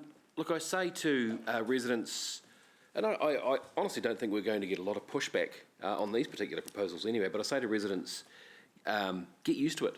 We are a Vision Zero city now. And when we put that in 2-3 years ago, we were serious about it. It's not just lip service. We're a Vision Zero city. Now, if you want to know what that feels like, drive down Gordonton Road, where we successfully managed to get the speed limit down first before we even put the roadworks in, or before we put that intersection in, and it made a real big difference. Now, the infrastructure hasn't kept up with us there, and it still feels like you're driving with your brakes on down there, but that's what Vision Zero feels like. It's a cruisier ride. It adds a grand total of 22 seconds to your journey, I think, over the whole thing, and it feels somewhat inconvenient, but only now, and only a year later, or 2 years later, do people actually drive comfortably at that speed, and anyone driving over is the one who gets hassled, not someone driving up your backside. So that's what Vision Zero feels like, and I make no apology for it. But it always is a trade-off, as the Deputy Mayor says, between economy and having an efficient, smooth flow and having safety. We cannot, and I'll keep saying this until the cows come home. We cannot irritate people off our roads. We cannot irritate people into safety. So it's always a trade-off between frustration and safety, economy and safety, if you like. The Councillor Gallagher rightly said 80 versus 80 is very different to 60 versus 60, but I'd rather have not have a head-on at all, to be honest. So that brings up, I'm a little bit worried that this is seems to be being done in a little bit of isolation. I think down Avalon Drive, potentially you could keep the speed up if you had those cheese cutter barriers down the middle, perhaps. And if you look at Sweden, which is a real world leader in Vision Zero, you can see not only have they lowered speed, but they've spent a lot of time putting barriers in the middle there. So I'll be, saying this is a great solution, but it's not the solution. It's a part of it. So if we, and I'd also want to put a message out to our neighbouring councils who don't have the political fortitude to carry this through. And your point about Horowhenua really drove it home to me, because I saw the reports from leaders of our neighbouring political agencies saying, oh, we don't want that slowed down, etc. That's just too inconvenient. Grow a pair, because political bravery, right, does not necessarily it's not the opposite of safety. I mean, the only thing they need to be concerned about is the welfare of their citizens, and you guys have done a lot of work on this, so you have my total support. Could you come along with me to some? We'll rent them out. Yeah, but just to finalise, get used to it. We're a Vision Zero city. That's what safety feels like. Thank you. Thank you, Councillor. Councillor Hamilton. Thanks, Chair. Just trying to, I guess, find a different point on what's already been added to. I largely agree with everyone. I do just have that hesitation around the Avalon Drive piece, for the reason that Deputy Mayor pointed out around, if it's going to then, an unintended consequence could push traffic back onto the Avalon Drive, which was the original reason the bypass was established, and then create a rabbit warren, which would impact on residents and school children and cyclists. So I mean, maybe that work's been done. I haven't seen some of that information, but that would be one of my concerns. I agree with Mark that we've got a lot of older rural roads that now with volume are not fit for purpose, and Gordonton Road was a good example of slowing the speed down. But then I compare that to the Avalon Drive bypass, and then it doesn't feel like we're comparing apples with apples either on that. And also pick up Councillor Ewan's point on consultation. I'd be interested that we tend to fall into generic consultation that ticks the box but doesn't necessarily meet the people that are most affected. So I would be interested in a really wide consultation. And to pick up the point about schools, an unintended consequence of the Avalon Drive speed, which is already causing bottlenecks, could create traffic back into that, which could impact schools and children. So I don't know if the reverse has been thought of in terms of how it might negatively impact on school children, but I would like to see a wide and comprehensive consultation piece done on that. Yeah, that's all. Thank you. Thank you, Councillor. I don't have a particular right of reply, but just acknowledging the 4 members now that have raised the Avalon Drive concerns. That again will Councillor Bunting and myself with Robin will pick that up. Particularly after my session with Sarah Loynes yesterday with a mode shift, I sort of thought about exactly what Councillor Ryan has raised in terms of unintended consequences, and what we don't want is pushing traffic back from a bypass back onto the actual Avalon Drive. And we do need to think and consider that strongly, because drivers of vehicles are like water. They will find the path of least resistance.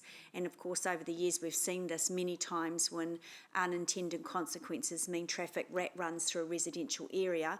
And about 58% of our accidents in the city happen in 50k zones in residential areas. So we will certainly take that into consideration. So that's everyone, and we will put that to the vote. Let's go on the board. Was he raising something? No? Good. Okay, so all those in favour or against, press your buttons. The motion is carried unanimously, noting that Councillor Thompson and Councillor Wilson are voting via audiovisual link. Great, thank you. We'll break till 11:45 for morning tea, and please, NZTA, you are very welcome to join us. Thank you.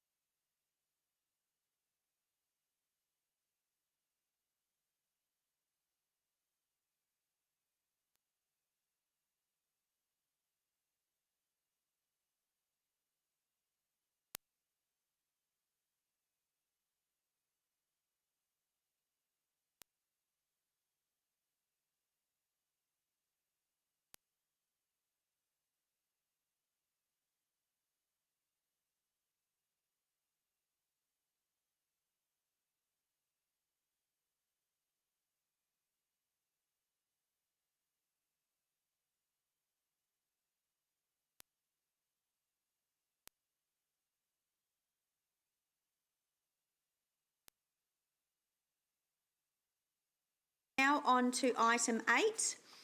This is the waste management and under the waste management and minimisation bylaw. These are around some service controls for our fantastic and exciting new rubbish and recycling service.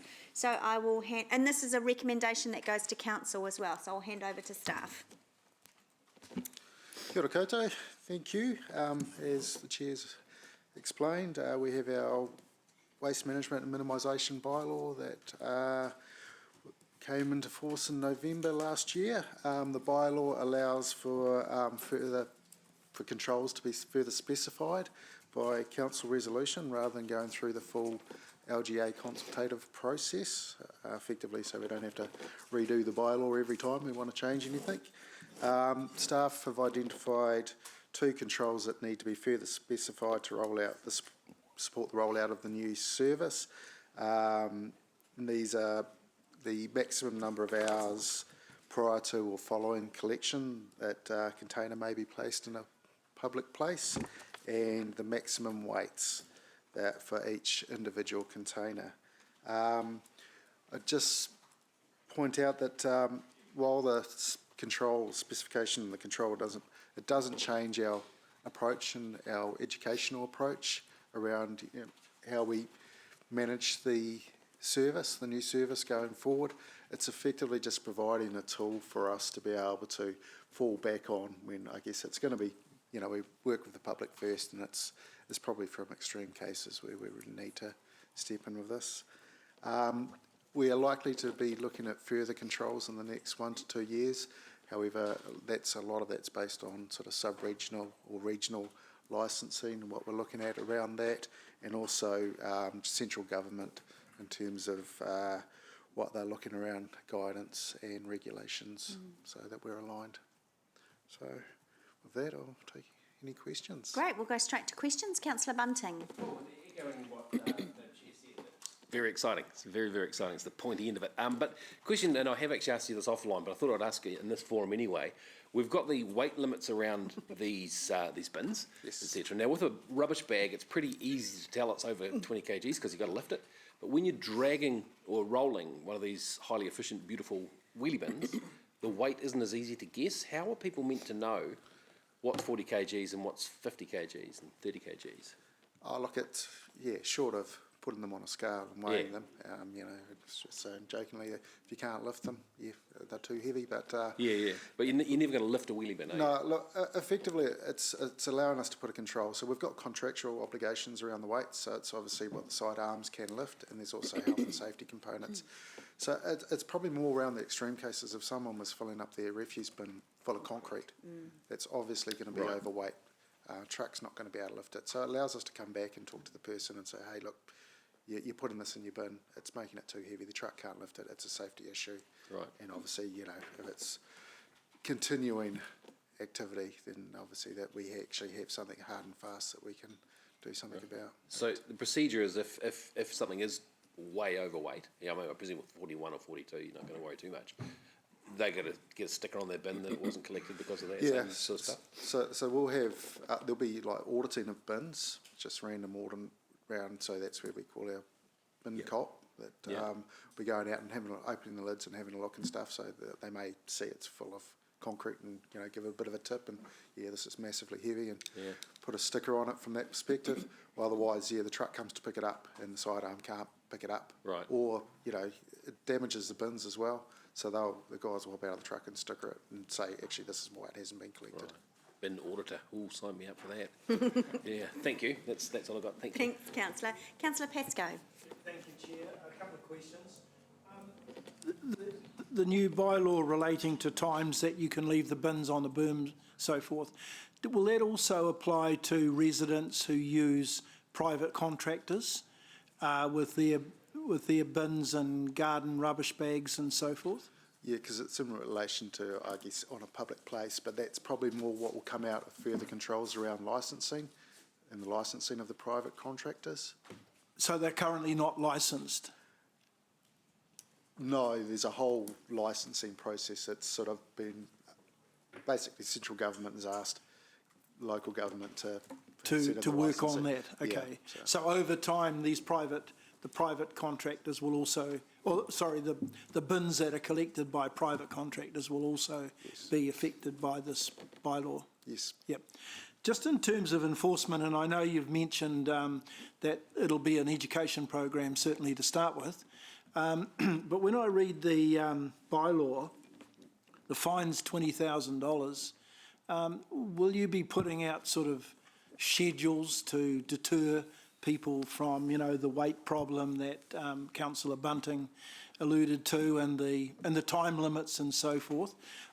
You wouldn't really be wanting to charge somebody $20,000 because they had 5 more kilos in their bin than they were allowed to? Not at all, and I guess that's where we've got that mechanism within the bylaw around the removal of service for a period of time if they're not compliant. So that would be likely to be the first line of action would be... Oh, yeah, we'd hope that would be sufficient enough and we wouldn't have to go down the prosecution path. But Yeah, okay.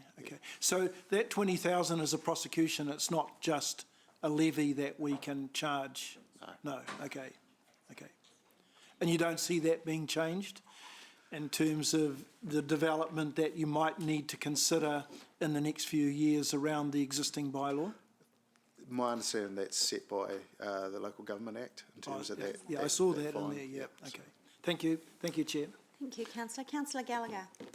Not that I've experienced with the 40K, is that weight, is that a first class or a business class baggage allowance? Because I know when you lift, because you're only allowed to have one bag, which is 28K, isn't it, max? Otherwise they don't lift it.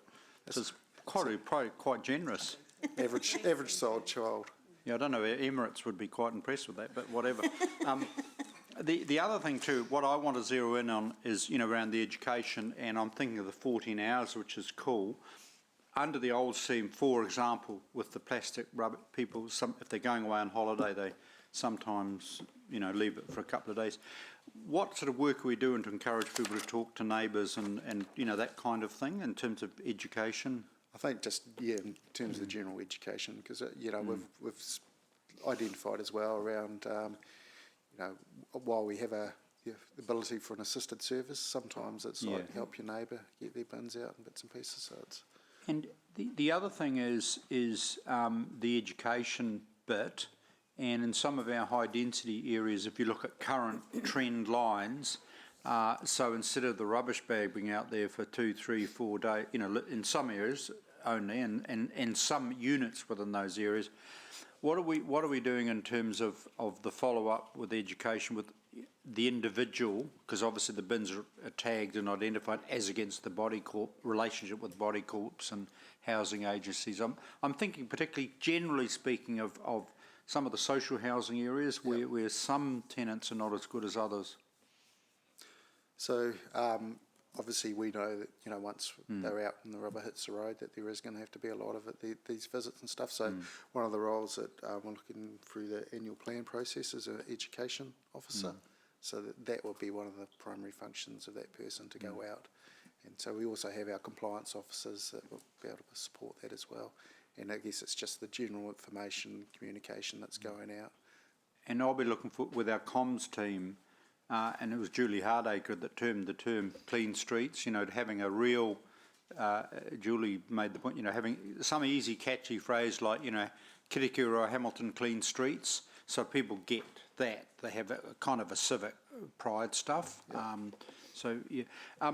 The final question I have, you or the GM, as this rolls out, what sort of interface will we have in terms of, the progress and because inevitably over 2 or 3 months when I'm on holiday in Queenstown, you're going to have some glitches, can't go to the Gold Coast, but seriously, there will be some hiccups as we go, and I'm just wondering how regular we'll get sort of info and update, and I guess the comms strategy at that time to deal with some of the hiccups will be quite important. So we aim to update elected members as much as we can, either through executive updates or emails as we progress through the system, and I'll work with the chair to make sure that we are updating elected members as much as we possibly can, and if there is any information or you want the frequency to be more, then definitely we can do that. So there is a comms plan and a tactics plan to go out to the community at all throughout as the rollout of the bin progresses, but also as the new service starts, which we've had to redefine because of the COVID delay. Sure. But definitely we see our elected members and manga Māori to be our voices and the voices of the community too, and to feed that back to us as well. Can I also just, as we move to high density, and we've had this discussion where there's literally a situation where in some cases the bins won't even fit onto the grass verge because there's so many of them if you have 20 flats or apartments. And I take it we're doing ongoing work in terms of on-site collection and alternative ways of collection for existing high-density premises? Yes. Yep. Yes. They're So in very terms- much working through that at the moment. Yeah, and I assume that once this rolls out, we will suddenly hit, I suspect, we'll see immediately where there are problem areas? Yes, yes, and we'll try and work with body corporates and landlords to make sure that we get the clean streets. Do we have any anecdotal information, like when Christchurch went to their system? Are there any learnings from that transition, or when other local authorities have done this?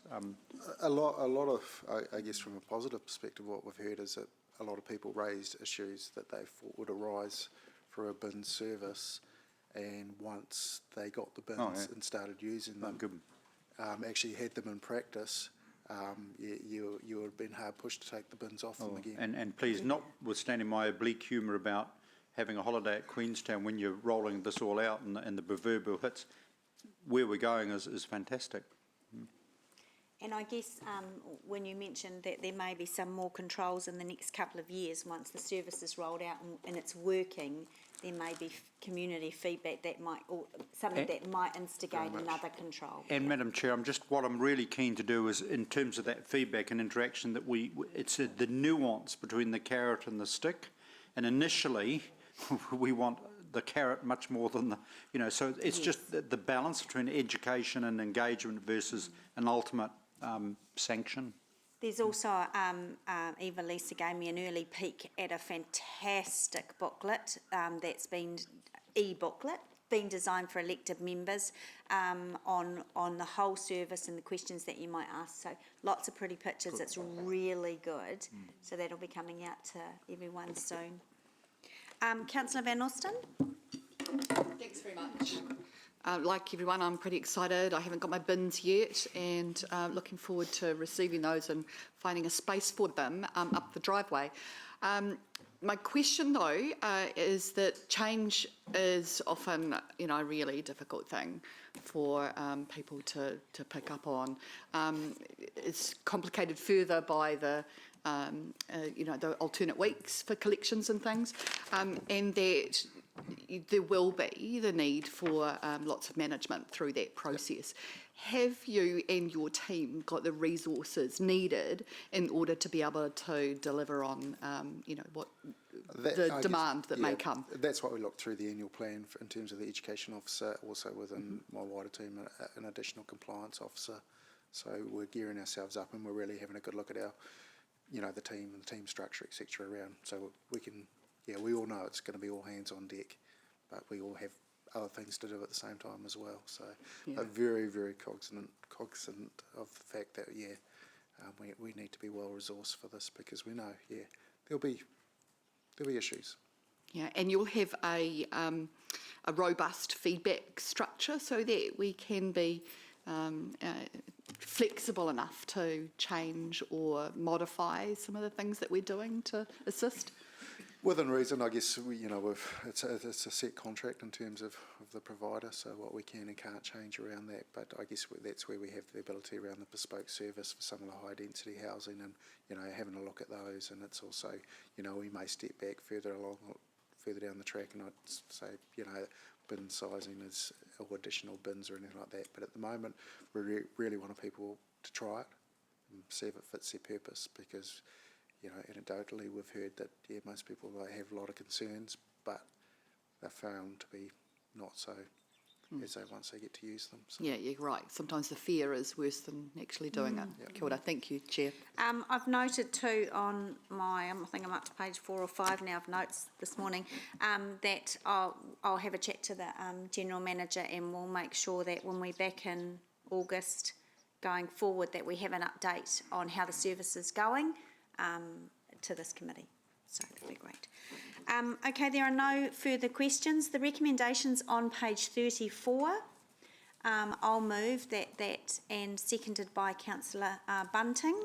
Got in there first. So we'll put, Councillor Bunting, do you have a question? No, I was going to... Oh, okay, all right.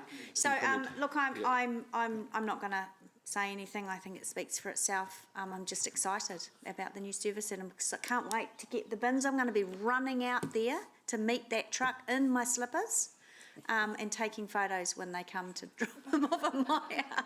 So look out for that exciting social media. Councillor Bunting, did you want to... More, Madam Chair, really I know. But it's been exciting watching those trucks come around, and there is a general excitement around the community. And yes, you will always get blowback on the Facebook pages, but you'll get nothing but support from me for sure. It's you guys. Just the whole process has been tough, but really well executed. So big ups to your team. I'm really excited about it, and I'm equally as excited as to be watching Councillor Gallagher trying to get on a plane carrying his luggage in one of those bins. There's a vision I had. However, but go for it. Good luck. And yeah, we're really excited about it being a big step in the right direction. Thank you. Councillor Gallagher? Yeah, obviously, I don't quite share the Councillor O'Leary excitement putting slippers on and getting a photo op and chucking it on my Facebook, sort of. But I probably a partial way there. But seriously, this is a major step for this city. It's not particularly innovative in the sense that we're to a degree have been followers, but we're going to be leading in terms of the waste minimisation aspects. I did very deliberately mention the Julie Hardacre term Clean Streets project, and I think what good local government do and what good urban communities ensure is that one of the critical parts of urban infrastructure and high density areas particularly is making sure that the essential services like the rubbish and the litter, and obviously we want to minimise and recycle and all that, I get that. But I think probably the unseen part of this contract, which I think will be an improvement, is that follow-up litter, because it's really important in terms of the psychology of people who live in high density areas. If the place is strewn with rubbish left by whoever, then that is really bad for health and psychology. And I can't overstate that enough, that if we want a more high density city to work, then you have to, these are the essential follow-ups that I think that are extremely important. I've got no doubt that at the end of the day, some people won't like change. But at the end of the day, Madam Chair, I do share your enthusiasm, literally, around, I think this is going to take us into a much better place in a whole range of areas. Thanking the staff who have been managing all of this, and particularly during the COVID issue, a shout out of thanks to our essential workers, the people who have literally followed up on some of the rubbish complaints, the others, the actual workers who have been out there in the lockdown who have been doing a fantastic job. So shout out to them as well. Thank you. Thank you, Councillor. Mayor Southgate.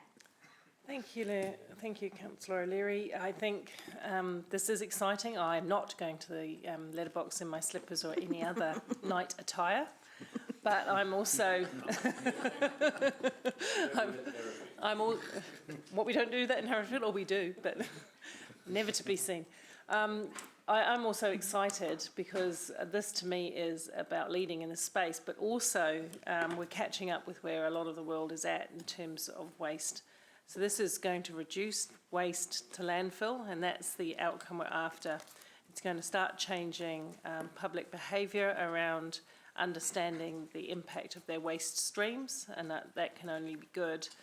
And yes, I know it has come at some cost to set up, and there's been a few bumps in getting ready for this service, and there's going to be some more bumps, because Martin's absolutely right. When people start to manage this new system, they're going to struggle, but that is where good comms comes in. Eventually, I think it'll become more second nature, as it is in many cities around the world.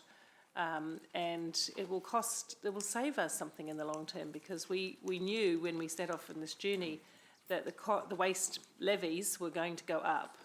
And so far they haven't gone up that much, but it's indicated that they're going to go up substantially. And they have to go up substantially because we have to deal with waste.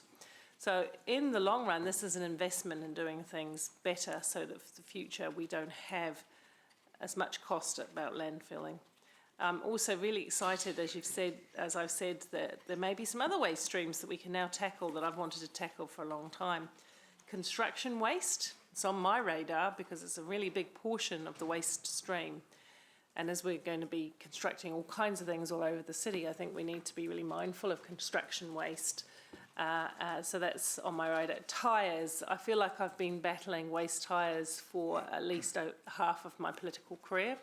And sadly, we don't get anywhere fast with this. And with 3 million tyres coming into waste streams each year, seriously, New Zealand's got to get a grip on this, on tyres. The other part I'm really keen to look at, Madam Chair, is the reduction of waste in the first place. At the moment, we're focusing further down the hierarchy. We're looking at disposal, minimisation, recycling, reuse, but at no stage have we, as anyone in New Zealand and ourselves, got to grip with reduce the waste stream. And until people start meeting the true cost of the waste that they produce, it's too easy to ignore that. So we've got to, I think I would be love to see Hamilton City Council as the leaders in what we do around the conversation about reduce the amount of waste that you create in the first place. But, you know, well done to the team, really, honestly, and well done, Angela, for getting through the COVID situation when waste was challenging to people.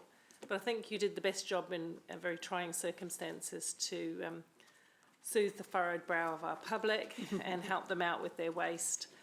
This will be good. I'm looking forward to it. My husband's a bit nervous about the food waste, you know, but I'm going to show him it will work, and I'll have him converted within 3 weeks. I'm that certain. Yeah. Thank you. Thank you. Just responding to a couple of those comments, Mayor Southgate quite rightly raised two issues there that we are going to have to tackle at some point in the future, certainly as a nation, tyres. But in terms of reduce, I think I mentioned it at the last meeting that I attended a webinar along with staff and the General Manager. Oh gosh, that was during lockdown with Wastemans, and they talked about tackling reducing, and I'm quite confident that sort of still, I think they've finished their discussion in their hui, and they've come back to us. I haven't had a chance to read it, but they're very interested in, and I think a lot of that starts with the manufacturing packaging, and you know, we saw as a country how very quickly people took to no more single-use plastic bags. You know, we go into these retail shops to buy our new pair of slippers and we take our own bag, and we go to the supermarket and we take our own bag. So certainly I'd like to take on the challenge as a city to start that, you know, to start doing something in that space as well. So, yeah, and also support all of the committee members today who have congratulated staff. You already know that I think you're amazing. You did amazing work through lockdown. I've said that at every chance we've gotten, but take on board what the committee members have again said today. So we will put that to the vote. Let's use the board.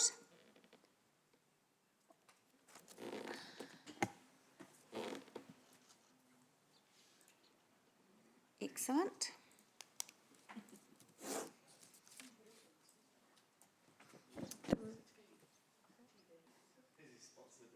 Paula, can you vote, please?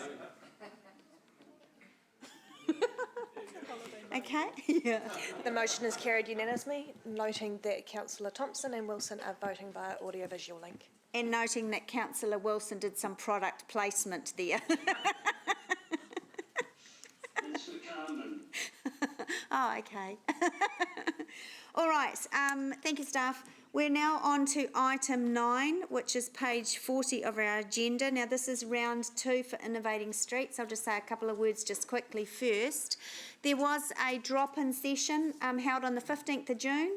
Pretty much most of us attended that, so thanks to the Deputy Mayor, Councillors McPherson, Thompson, Bunting, Gallagher, Van Osten, Naidu, Rolfe and Hamilton for attending that session. As we got told, we already have had through round 1 2 successful projects that have been 90% funded from NZTA, and they're connected to our Western Town Belt, so we're all pretty excited about that. Now, I just want to frame and put some context around this, that the outcome of that drop-in session was agreed by all of us actually that the next application would connect to our missing links into the CBD.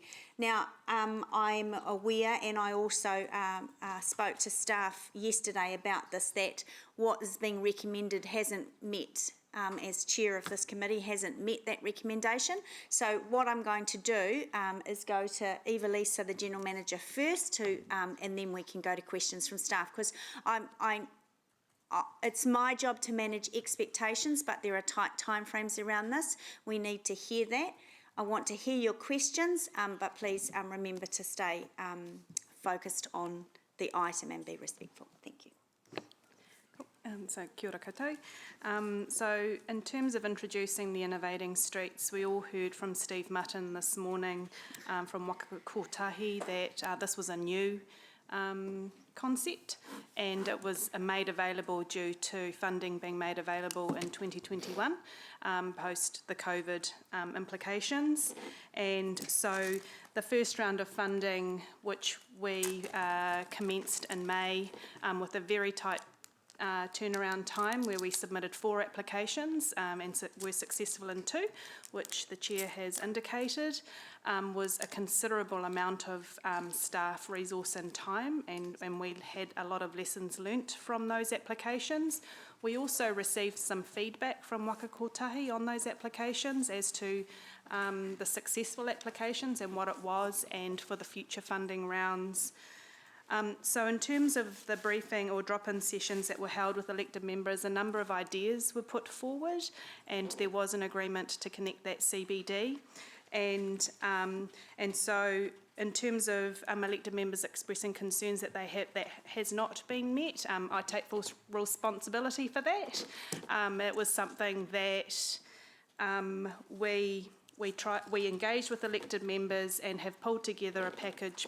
But as staff, we also realised the resourcing requirements around that were really tight, but also we wanted to be successful with the delivery because we know that the application is easy, obtaining funding approval is easy, but to deliver on the promises that we made by June 2021 on top of our existing work programs with our existing staffing levels was also challenging, but we wanted to make sure we took the opportunity to put Hamilton's best foot forward. So Catherine has put, and Jen have pulled together an application that we hope will be successful with Waka Kotahi, because we've had feedback from them, and they've given us some clear guidance as to what would and potentially wouldn't be.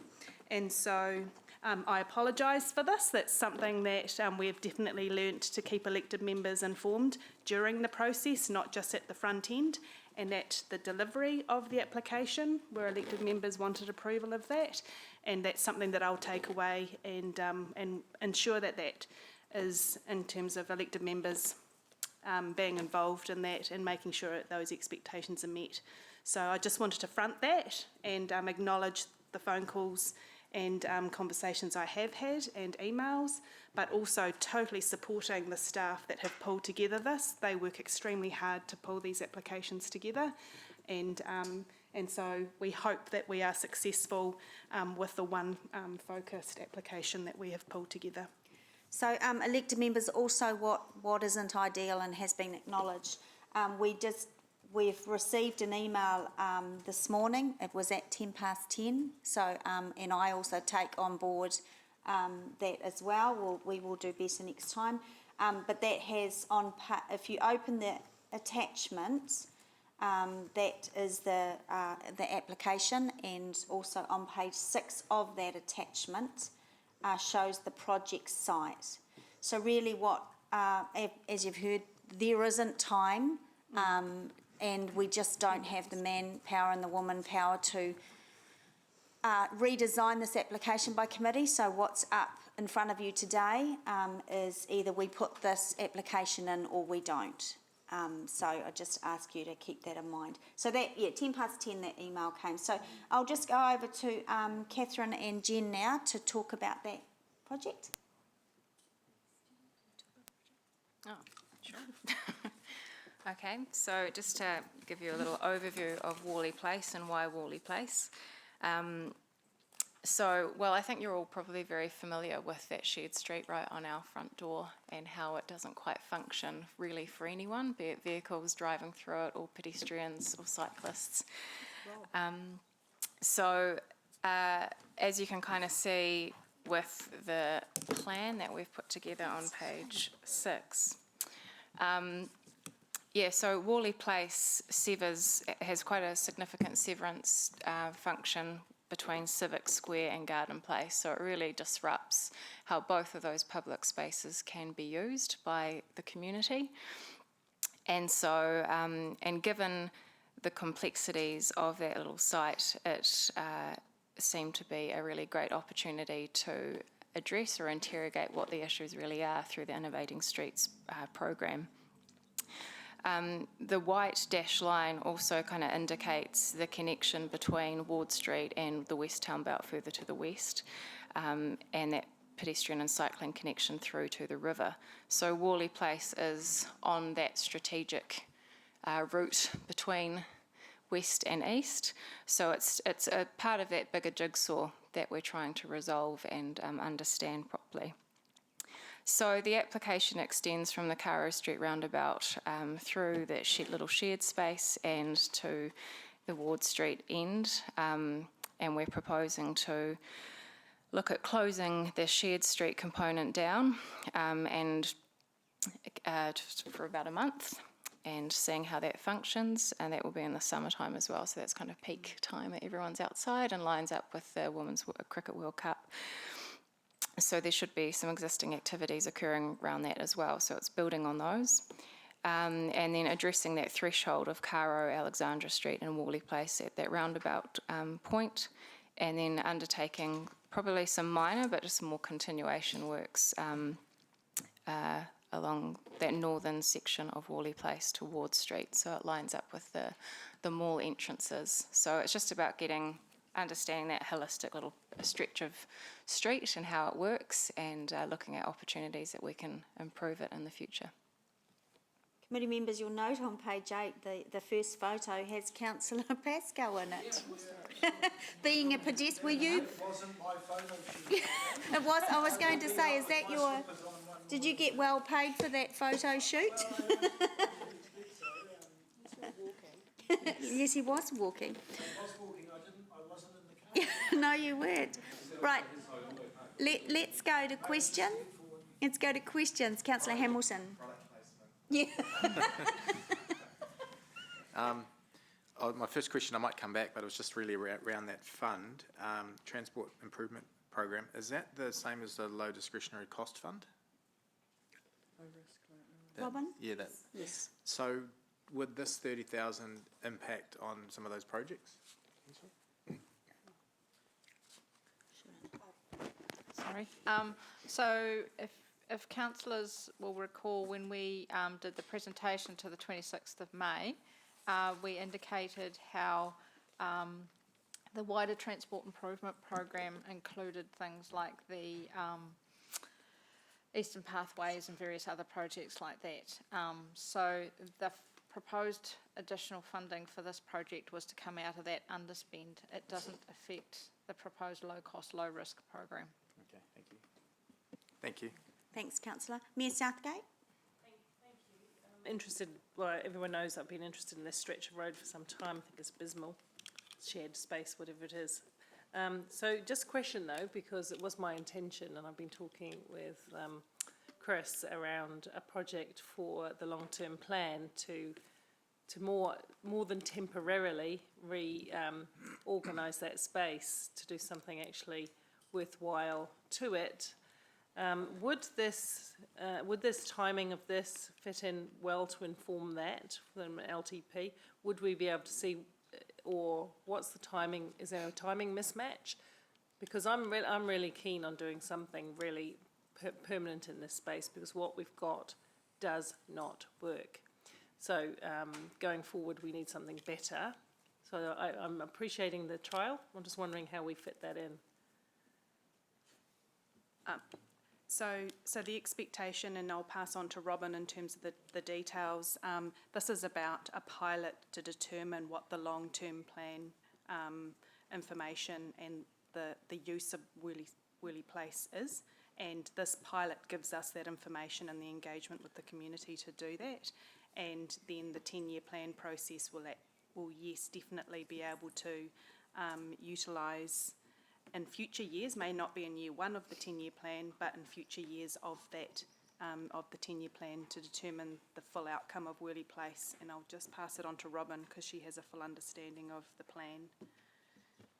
So just in support of Eva-Lisa's comments, I think that with a little bit of work behind the scenes, we can make sure that does work together well, and that we can ensure that the type of work that we include with the Innovating Streets project will help us understand exactly how that area could be used if it was different, and then therefore the type of work that a permanent solution should include, and make sure that we do get that included for a long-term plan. The funding has to be spent by June 2021. That doesn't mean that you then have to pull it all out and it suddenly ceases. So if we were doing major work in that area, we probably wouldn't want to actually climb in and do that until later in 2021, just for the weather and those sorts of things. So whatever work we actually do as part of the Innovating Streets could become a more sort of semi-permanent rather than short-term closures, leading into that more permanent solution through the long-term plan. Well, I think that's good. I think that answers half my question. So the temporary solution could actually rest there for a bit longer until the LTP caught up with it, in actual fact. Because it just seems to me it would be, you wouldn't want to put it in, take it out, put something in. So that's good, so long as it's a seamless kind of opportunity there. The other thing is, are you working closely, because when in doing that other piece of work, that more permanent one, started to, I know Jeff has also had these conversations, start to talk with HCBA and local businesses about how they see the space being used. This is going rather more quickly than that, but I imagine, because I can see you've got some travel lines across with the white dots. There's also the one where the old eyesight was. That's also another desire line, isn't that what they're called? Are we working with those communities ahead of this project to help with some of the detail, or to get an understanding, feedback from them about what impact it has? Yes, absolutely. So a huge component of, or actually a critical component of the whole Innovating Streets program is to work with the community from day one, and that so that they co-design the space, that they work around analysis and figuring out what the issues are and what the opportunities are. In the definition of community there, you've included every one of those businesses that... Yeah. Okay, cool. Absolutely, yeah. Thanks. Good work. Thank you. Councillor Pascoe. Thank you, Chair. I just want to start my questions with the closure of Worley Place. Why just close Worley Place and not Ward Street West and Bryce Street when the Cricket World Cup is on, given that they are closer points to where the events are being held? Or is that not the main reason? Is the cricket not the main reason why we're closing Worley Place? Yeah. So the Cricket World Cup is really secondary almost to testing Worley Place. It just happens that they coincide at the same time, and it's an opportunity that we can use. Okay. No, I noticed it was in the report, and I thought that was the reason for doing it. Okay, so in terms of involving, getting some sort, in terms of testing these proposed ideas, how do we how do we consult with all the affected groups? It seems to me we spend a lot of time with the cyclist groups and so forth, and do very, very little with the motorists and the organisations who support road transport.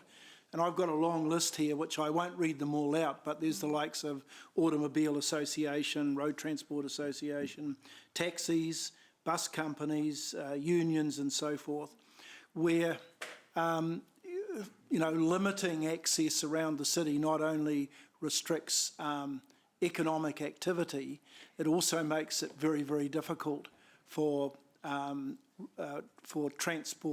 transported goods to get into that area. And I'm thinking of Ward Street, the little part of Ward Street there, where there is no places where they could actually turn to go back out again. So, Councillor Rob, if I can just answer that, because the report is about applying to the fund. If we're successful, then all of that conversation will come back when we decide what we want that trail to look like, because this is all about applying for the fund first. All of those conversations and things that you've raised come later. Are you sure it will happen that way, that we won't just get the funds and we'll just go ahead and do it? No, of course not. It won't. Okay.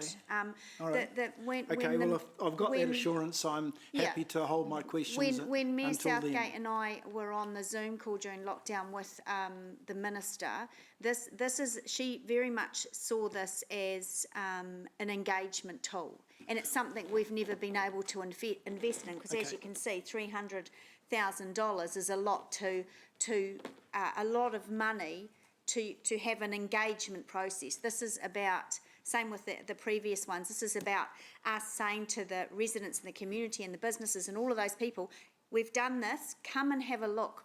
What do you think? What do you feel? So that when, as the Mayor quite rightly points out, when we put money into the LTP for permanent changes, we know what works and what doesn't, and we've never been able to do that before. So, yeah, if I can just keep the focus on the application. Okay, well, if I take my next question then, to take that a little further, in the round one consultation, in the round one application, and I'll just pick on one there, but I see we've got a street party launch event for the VOTR of $100,000. No. 10,000 from us and 90 from... No, so that Innovating Streets was not approved. So we didn't receive I thought funding. all of the round one No, got two out of four were. So Ward Street I see. Did and I misread the Street. report, have I? Yeah, so Okay. so Wakakotahi, those applications didn't meet the criteria of funding during that round, and so that is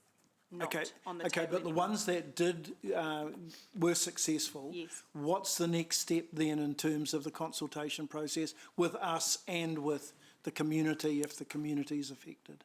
So we've brought a project manager on board who is looking after those two projects. So we've got an internal project manager. We're working also with external consultants who are experts in this tactical urbanism field. So as we develop up the project plan, then that's when we'll develop up an engagement and consultation plan as well. Okay, and we've got till June 2021 to actually deliver. To complete. Yeah. Yes.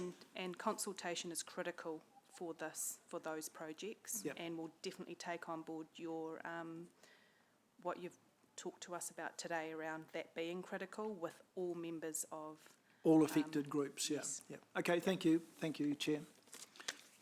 Thank you, Councillor. Councillor Naidu-Rolfe? Most of it's been asked, but just coming back to one thing that Councillor Rob raised, with Ward Street and then it being cut off, I haven't had a look properly, but the projected cost for the project, has it included like some sort of turning bay or something that would not let traffic get stuck down that alleyway? Sorry. Yes, it has. I mean, we haven't gotten to the absolute fine detail of what that looks like yet, but yes, all of that would be considered. Awesome. So traffic safety is pretty high priority on Yeah. all these projects. Cool. Yeah. Thank you. Councillor Bunting? Thank you. I'll say most of it debate. But your vision, Jen, is to close off Worley at the shared space and down to Ward Street as well. Is that right? No, it's just closing off the bit between the roundabout at Caro Street and where it basically transitions into normal street at the moment. So it's really only closing off that half that severs Civic and Garden Place. Okay. Yep. So does that include the roundabout at the end of Caro Street? No, it doesn't. That closure doesn't include it, but would be Right. looking at a bit of a surface treatment to kind of. So the roundabout would stay because we Right. don't want to stop the function of the vehicles moving through those streets. Yeah. But it's just looking at that interface and that transition spot, I suppose, that the roundabout provides, so that people know that the street is closed off. So Right. that's why it's included within the scope of the project. So getting down to, so what is your ultimate vision with this thing? Is it people happily walking all through the thing with no cars, all that sort of stuff? Well, I mean, yeah, ultimately it's the severance between two of our key public spaces, so we're wanting to understand if closing it will amplify or change the use of those spaces. I think really what the Innovating Streets program offers is for us to actually finally ask the questions to the public and actually collect the data that we need to. It might be that we go down this route and find that we need to keep it open to cars, you know, or it might be that we do something that we didn't even consider, because the process is such a collaborative process that it wants to kind of leave open opportunities to work with the community on what the best solutions are, and so it's kind of the outcome is not necessarily preempted at this stage. It's really just about testing what can and can't work.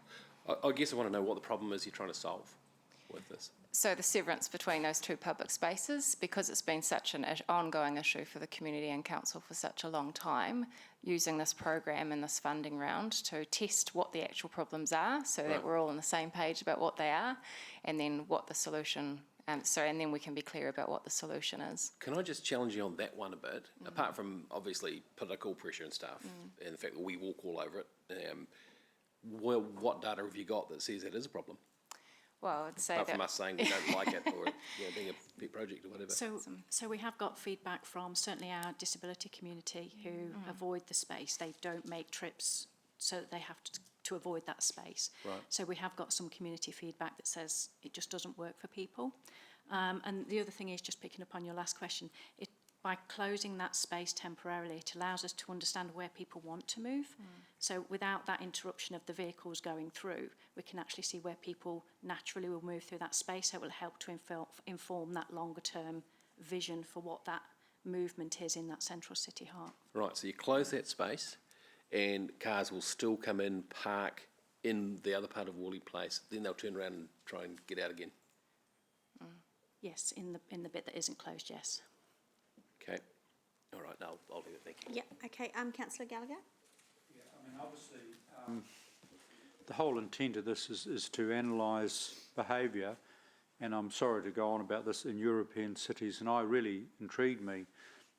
As I've said, you know, the German town square, which throughout a week is multimodal. So, for example, one day it might be a farmer's market that's been going for 400 years, literally. Another time at night, it's where the cars park up against, you know, next to the restaurants. Another day, it's a fairground or entertainment precinct. But what I'm trying to say here is that they seem to have a very flexible attitude to town squares. And some days, cars access it slow, cobble and all this. Other days they don't. And what I'm trying to work out is, how much is this program going to help us around the opportunities? Because obviously what we have at the moment doesn't appear to be ideal. Well, one of the things that we can also test as part of this temporary closure is it may be that we allow vehicles to use the space from 7 p.m. at night until 7 o'clock in the morning. So that sort of parking to go to restaurants or whatever it may be, that's something that we can still test and trial. Because it will be a temporary closure, we can adapt that and trial it for different times of day. And obviously we'll work with the HCBA and other groups, just because basically, to me, joining up Civic Square, Garden Place, what ideally should it look like, you know, so all of those, so you'll be obviously doing a lot of work with the stakeholders. Yes. Yeah. And we have tested this with HCBA, and they are supportive of this approach as well. Right, I mean, because obviously I don't necessarily, I think, share the Mayor's shock horror, you know, like her and I might be on different planes, but I really am wanting to sort of look at how the so-called shared space doesn't have to be 24/7, how the different time zones, so that'd be really...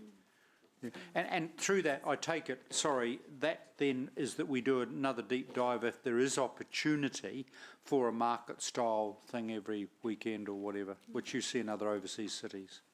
Anything's possible to be trialled. Yeah, no, that's cool, thanks. Thank you. Okay, there are no further questions. So the recommendation is on page 40. Let me just get back to my notes. And I'll move that I'll move the recommendation, seconded by the Deputy Mayor, and I'll just kick off that debate. I do want to thank staff. They have heard our comments, and it's a bit disappointing the project couldn't be bigger, but I understand the reasons for this project, and hoping that it's 100% successful then with NZTA. It is about a trial, and again, like my response to Councillor Pascoe, we just haven't had the funds to be able to trial these things in the past, so it is a great opportunity. And we heard from NZTA this morning that there may be around 2, depending on applications and what's successful. So we can, hopefully hold our breath for that one as well. Members of the committee, I can assure you that I'll be talking with the General Manager after this and looking for a one-pager of the process and timeline and touch points for elected members. I know that you're really interested and keen, not just on this project, but on the 2 that connect to our Western Town Belt as well. And as I said, because this is such a new opportunity for us, we want to make the most of it. So I can assure you that will happen. Mayor Southgate. Yes, thank you to the group and all of those people who had input. This wasn't something that I had time to have input, but I think all the councillors and staff that have been part of this have done a great job. It is a trial. I think you've landed on a really good opportunity to fix one of our enduring problems with that shared space in a unique way, to try some things. Now, we do know businesses will need access in the long run to their businesses, and we've got to work that through. But let's try some things here, because it's not staying as a moving pile of bricks down in Garden Place for much longer, in my view. A number of times those have been picked up and put down, picked up and put down. And then those planter boxes, well, we won't, they say beauty's in the eye of the beholder, but I'm not a great fan of those spaceship things. But I think we can do better, and this is the way to do better. And, well, they do look a little bit like spaceships, don't they? You can't even sit on them. So, but, this is the opportunity with modern thinking and innovative thinking and being a bit more creative and seeing what we can do. And I look forward to seeing what we learn from it so we can inform the long-term plan. Thank you, Mayor Southgate. Councillor Bunting. Thank you. During the campaign, or the election campaign, I was very strong on disagreeing without being disagreeable, so I will be disagreeing with this and I won't be supporting it. Now, Jen, I very much rate your work and what you do, and I'm a big admirer of our team. But I think doing this in isolation actually is going to work against us. And let me explain to you. Yesterday, I came into council on my little push bike, and I went across that road. Everyone was going slow enough. It was, reasonably easy. Went down Garden Place, took my chances along Victoria Street, and then I went across my beloved Claudelands Bridge.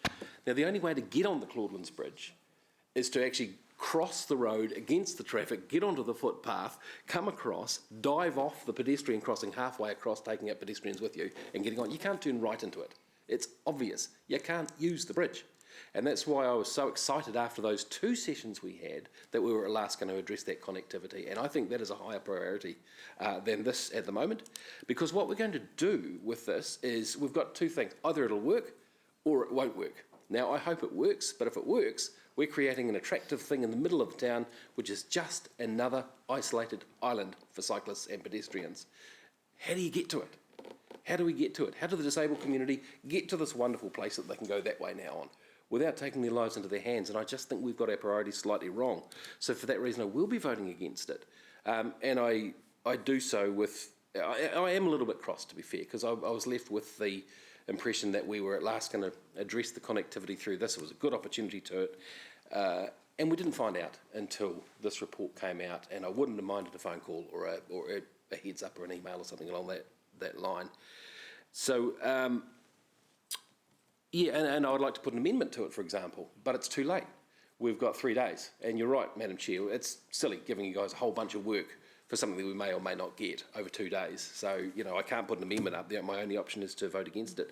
Steve Mutton said here, it's all about choice. It's all about choice. At the moment, it frustrates the living heck out of me going across Claudelands Bridge after having put so much political equity into that people aren't using it. They're riding along the footpaths, they're riding to the left because they don't know how to use it or they can't get onto it, and it's really frustrating me.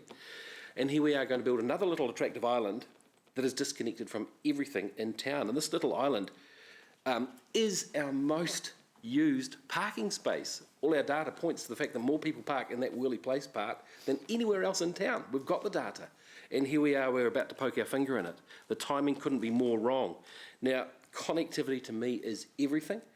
And while I applaud this, and it may be something that the Mayor has banged on about for a long time, I think the timing is very wrong, very wrong. I mean, have we considered changing the colour of the bricks in Civic Square to give people the impression that that's the one, that's one space? Have we thought about less disruptive plans? So look, I really want to support the work you're doing, but in this case I can't support it because I think it's isolated. It's going to be very, very irritating to people in those businesses and streets, and because of the process. So I hope I've disagreed without being disagreeable, but I speak very strongly against this one. Thank you. Thank you. Thank you, Councillor. Councillor Gallagher. I respect and acknowledge the previous contribution. I think one of the things with the Zoom technology, I've been really impressed with how interactive this place is becoming, and it's been fantastic with those workshop drop-ins, you know, and I think that's been a brilliant mechanism just to sort of chew the fat and have an awareness.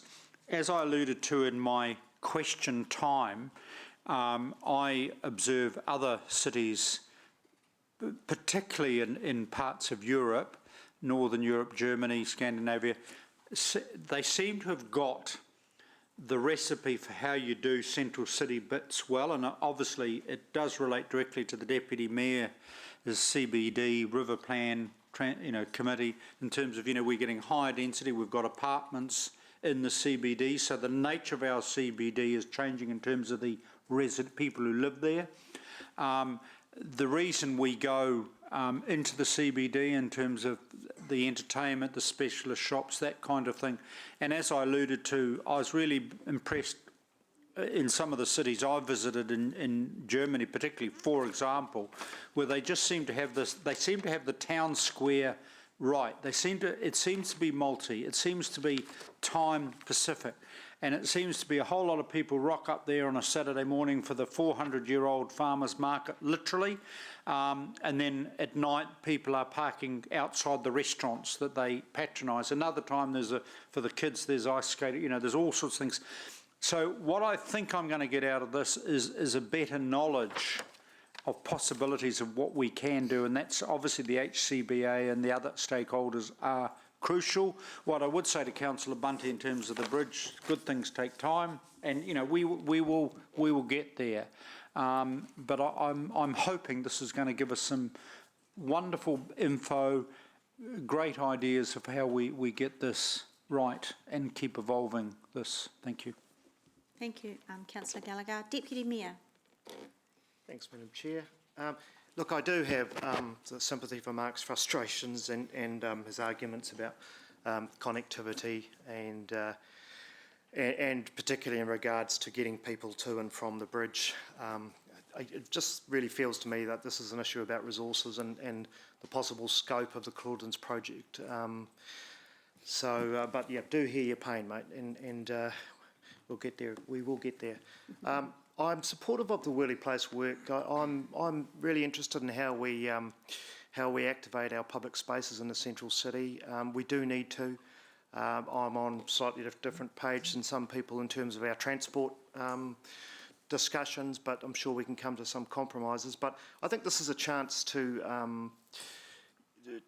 explore the connection from Ward Street into Worley Place, Civic Square, Garden Place, and there is a kind of feeling at the moment that they're almost cut in two for me, the Civic Square and Garden Place, and it's not quite working. I think the Mayor's right, and if we're going to do anything, let's at least do it as an experiment, so that so that we can unpick it if we need to.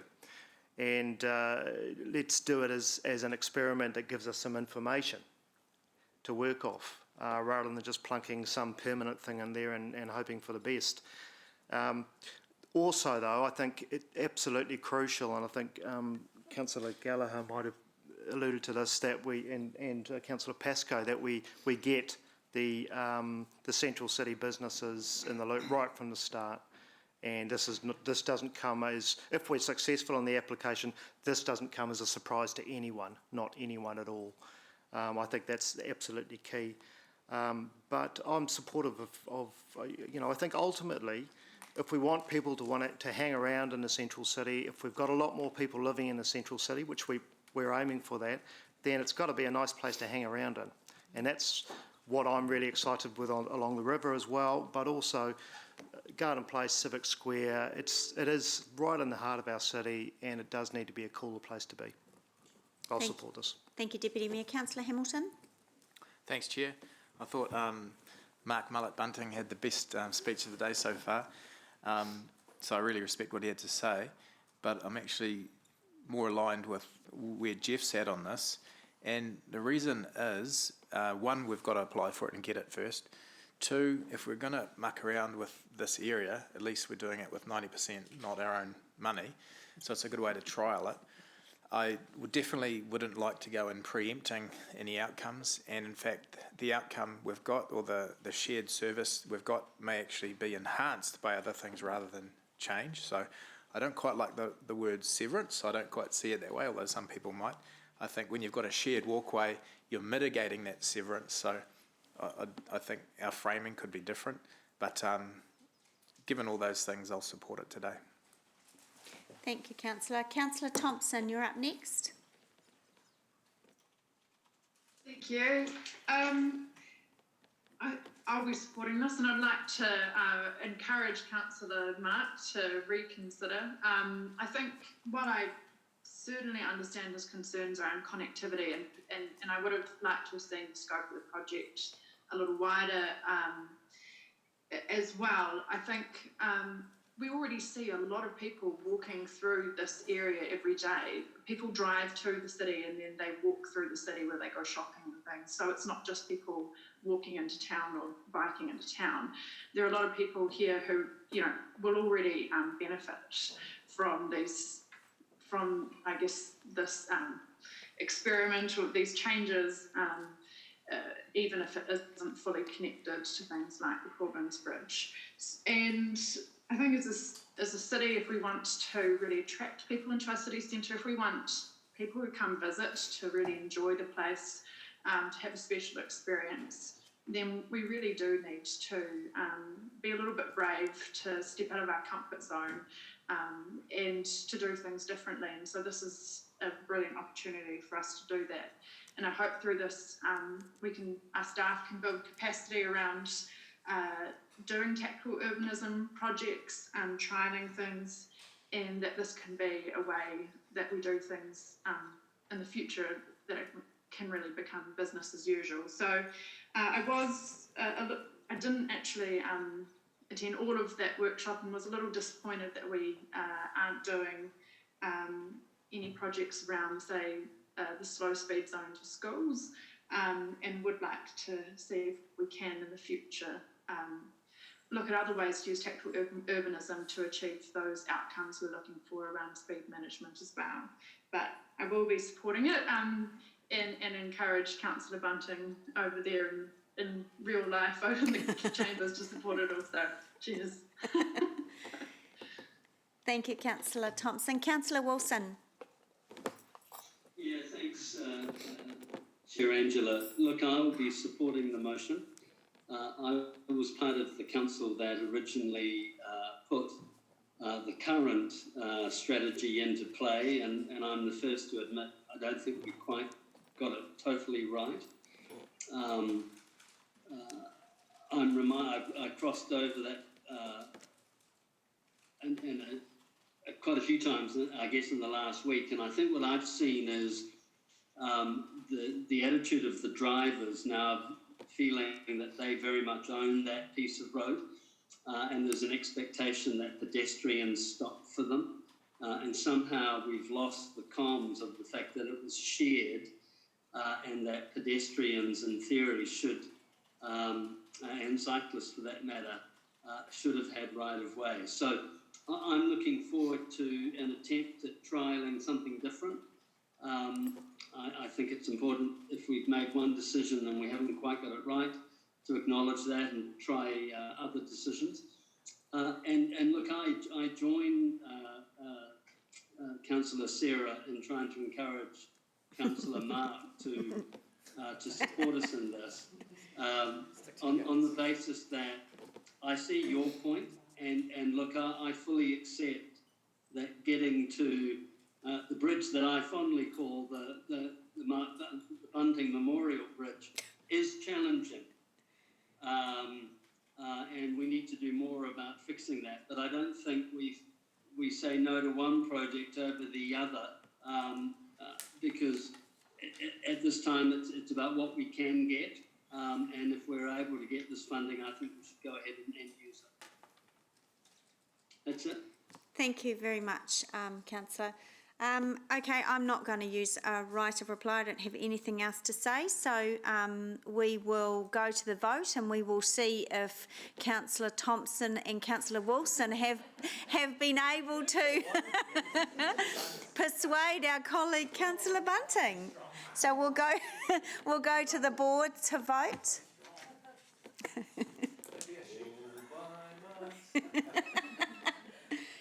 Oh. The motion is carried. Sorry, Sarah and Ewan, you didn't quite get him over the line. The motion is carried, noting that Councillor Thompson and Wilson are voting via audio-visual link. Great, thank you. Okay, so look, committee members, in your hands at the moment. I know we came back at 5 to 12. It's now 1 o'clock. We've got a couple more public items, but looking at what's in public excluded, I'd say we're going to still sit for another hour and a half. So it's 1 o'clock. If you want to stop now for lunch, because otherwise we'll still be here at 2:30, 3 o'clock without a break. So. Well, 45 minutes. Is that acceptable to the... And then that will help us manage the people that will be coming for the late item as well on PX. So let's stop for lunch now till 1:45. Yeah, thank you. I think that's the sense, because the next two are quick as a flash.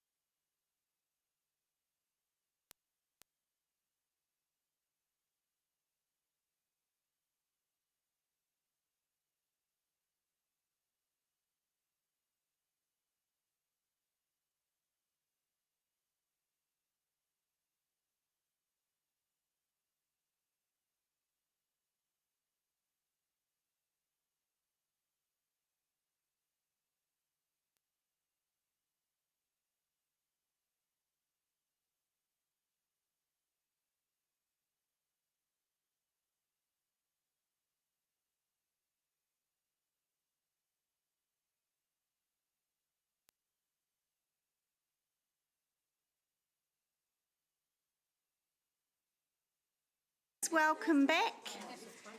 Apologies, we're a little bit late. We had some technical issues. And a baby. A baby's always going to distract us. Right, so next item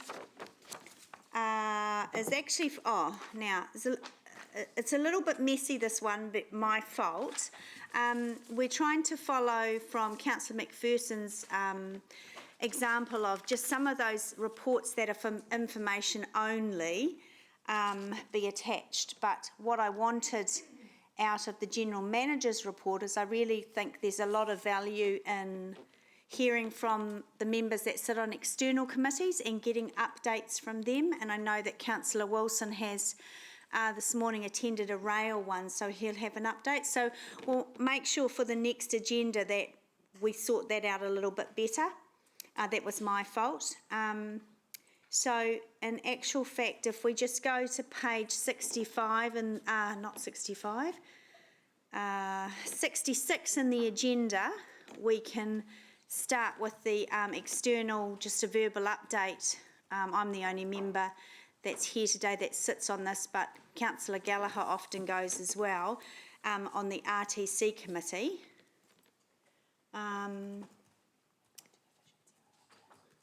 No, I don't want a vision. We don't need a verbal one because, yeah, it is for information only. Oh, sorry, actually, on the Vision Zero, Robin did have a verbal update on that one. Welcome, Councillor Thompson and baby Leo in person.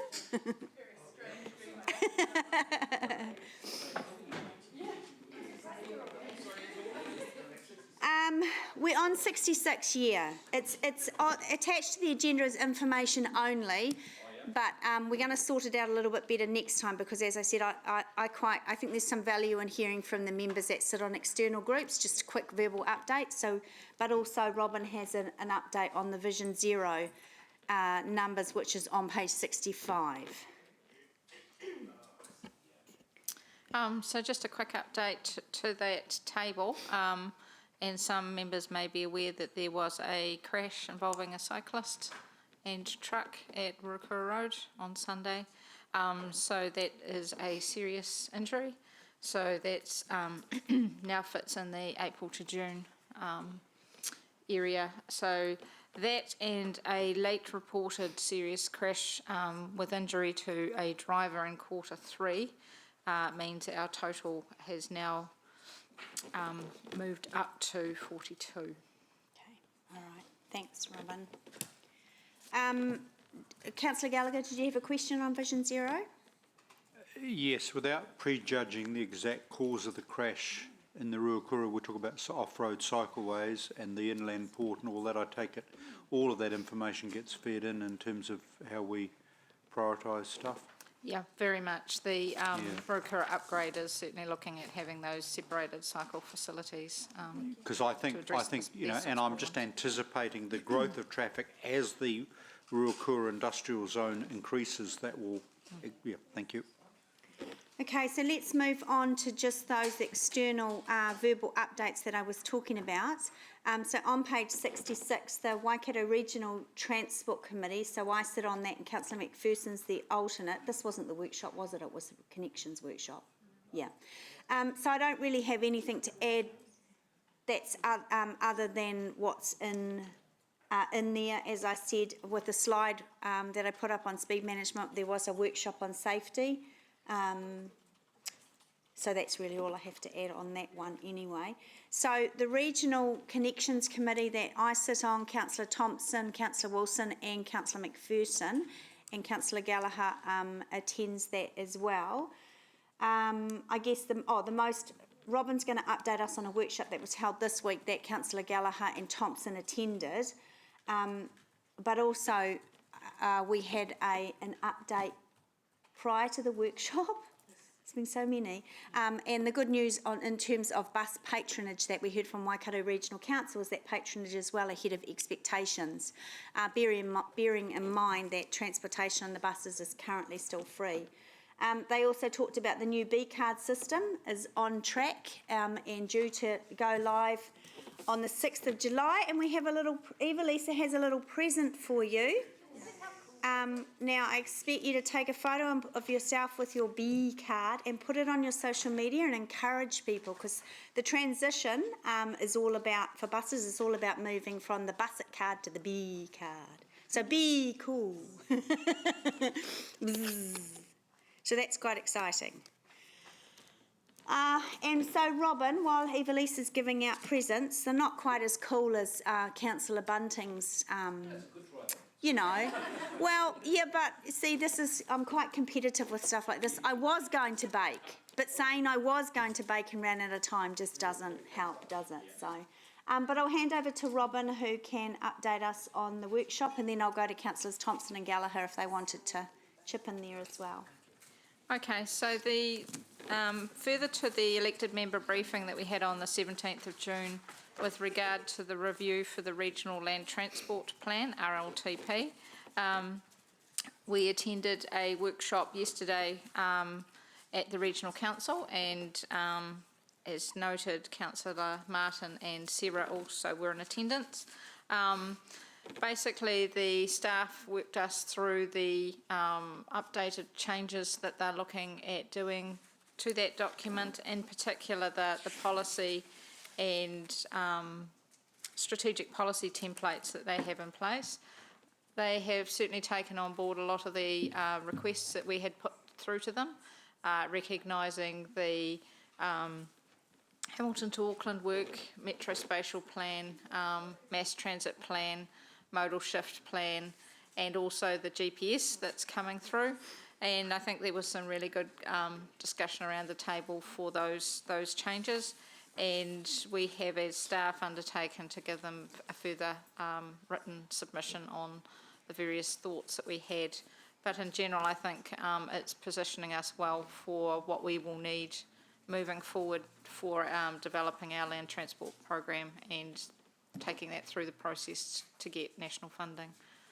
But happy for Councillors Sarah and Martin to add to that. So, Sarah, did you want to add your thoughts on the workshop?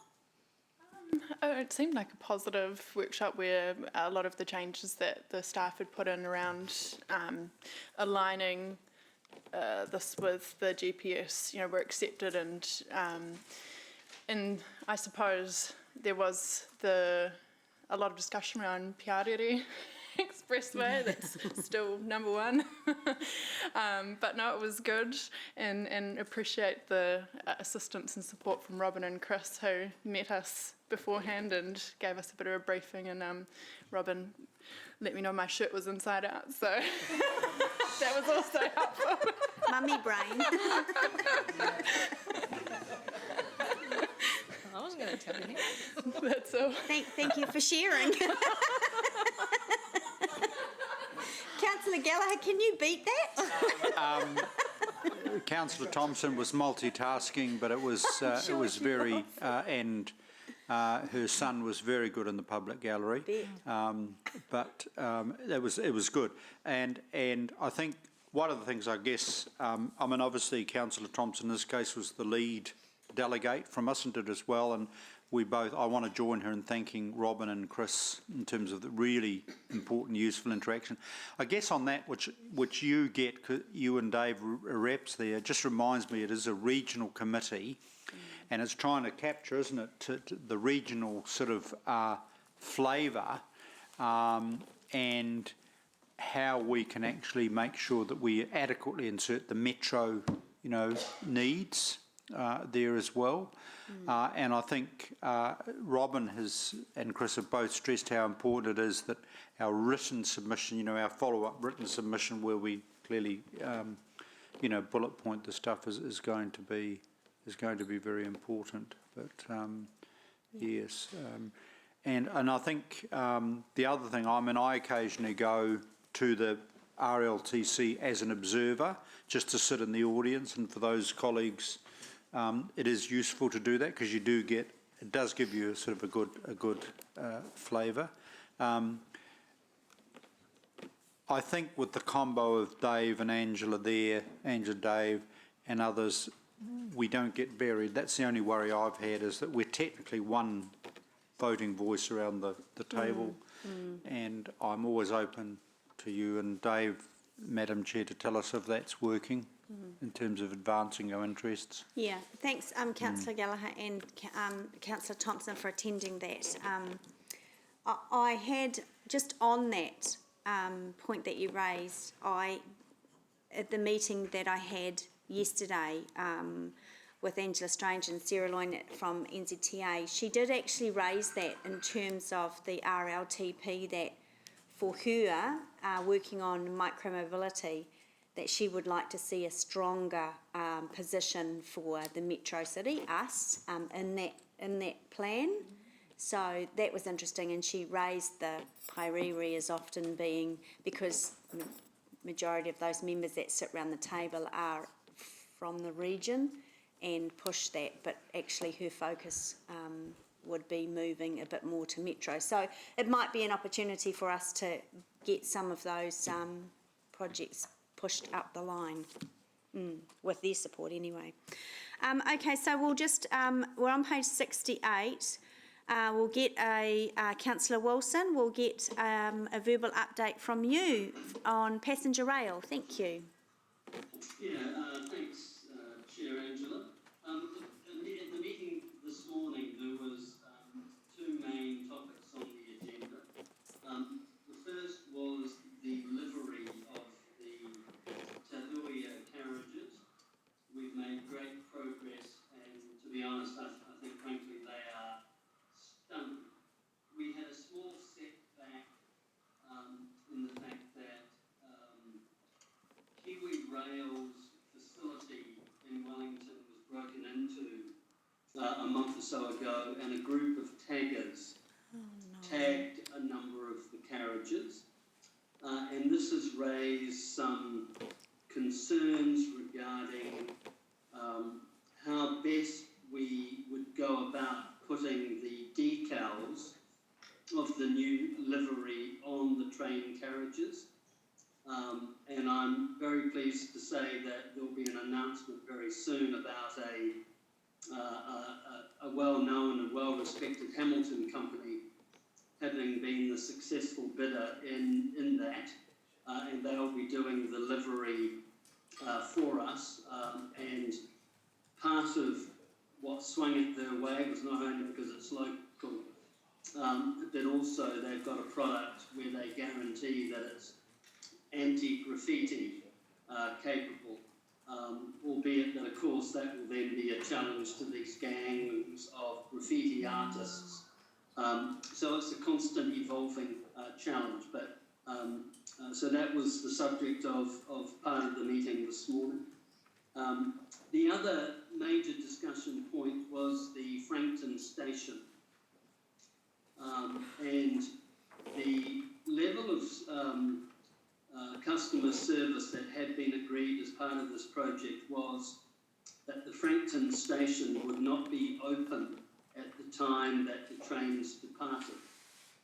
And the operating model was commuters would arrive in the car park and go directly to the train. The train would be on the platform 20 to 30 minutes before departure, and they could use those toilets and the train would be heated. I think some of us felt that that probably was not the best service level model. It would also mean that somebody who wasn't travelling on the train couldn't use the toilets in the station because the station would be locked. So there's a lot of discussion around that. We haven't landed on a final outcome, but there's a lot of negotiations between the Waikato Regional Council and Kiwi Rail. And if it is decided that the station would be open, then of course we would want to ensure the toilet facilities in the station were fit for purpose. Currently they are not, even by Kiwi Rail's own testament. They say it's below standard, it's not wheelchair accessible. But that's another area that we are working on. And maybe the final commentary I could provide is we are still looking at a launch of the service early in November. there will be, I can confirm that all the staff are now employed to enable that, including the train managers. They have started their training. The training is quite a long training. And I can assure you that there will be some VIP invites for a date, probably in October, where we'll be doing a trial run. And I look forward to having you all participate in that if you're available. So that's a quick update. Happy to take any questions, Madam Chair. Thank you very much, Councillor Wilson, for that great update. Councillor Pascoe? Yeah, thank you, and thanks. Thanks, Councillor Ewan, for the update. I appreciate it. Just around the challenges at Frankton Station, my recollection is that Hamilton City Council agreed to undertake some of the maintenance that was needed at the station to bring it up to standard. And whilst I don't think we've ever had any oversight over the amount, I was always assured by Councillor McPherson that it was going to be relatively nominal. Are you giving us a little bit of a heads up now that it could be substantially more if we are obligated perhaps to revamp the toilets, as an example? So I think Councillor McPherson had accurately described the original thinking. My understanding from what I've been briefed is that the quantum put aside was of the area of about $30,000, and that was to help with some signage and to tarty up, if you like, the bathrooms. And look, if that's what we want, we can achieve that with the budget put aside. What I'm hoping to do is come to you in the near future with a slightly expanded proposal, which talks about a bathroom that is wheelchair accessible. And look, it will then be up to yourselves to decide if you're comfortable with that or not. My personal position is, I think, first of all, I think people need access to the bathrooms at the station. I don't agree that the operating model should be, in fact, the station is closed, and that everybody has to rely on going to the bathroom on the train. The original plan had put aside $30,000 to do some small improvements, and the station would still remain closed and would only be opened in the case of a disruption. I don't believe that's the appropriate level of service we should have at our train station in light of the fact that the taxpayer and the ratepayer would have spent $91 million launching this service. So, Councillor Robb, yeah, look, I am signalling that I might be coming back to Council with a slightly larger quantum, and it will be up to you all to consider that and give me your answer. I don't have the detailed figures. I've asked that, and staff are going to come back with some options. And the option is still on the table that no, we don't open the station. We make some small improvements that would enable us to at least open the station at times of disruption. But that wouldn't involve having a wheelchair accessible toilet. So that's still an option that I would like to bring you a slightly more developed option. That, yes, it does come with an extra amount of money. I can't tell you what that would be, but I've been led to believe it would be less than 100,000. We've already allocated 30. But again, that would be up for discussion and ultimately a decision of this council. I'm just going to go to Chris. You were reaching for your button a couple of times there. If you can add anything to that. No, Ewan's done an excellent job Very and good. he's articulated it very well. Okay. Yep. Can I just ask a further question? Thanks, Councillor Ewan, for the detailed explanation. I do appreciate it. Is the toilet the tip of the iceberg in that building, in the sense that once we get in there and tidy that up, that the rest of the building needs some sort of flossing up. And I respect that the toilets are often a much different area where we want to create some areas of health and safety. But what about the rest of the building? Are we going to be left with an even greater bill to make it tidy and acceptable for a $91 million project? Look, thanks, Councillor Rob. My opinion is no. I think the only I visited there with Councillor Gallagher and Chris and Jose last week. It was really good to walk through the facility and familiarise myself again with it.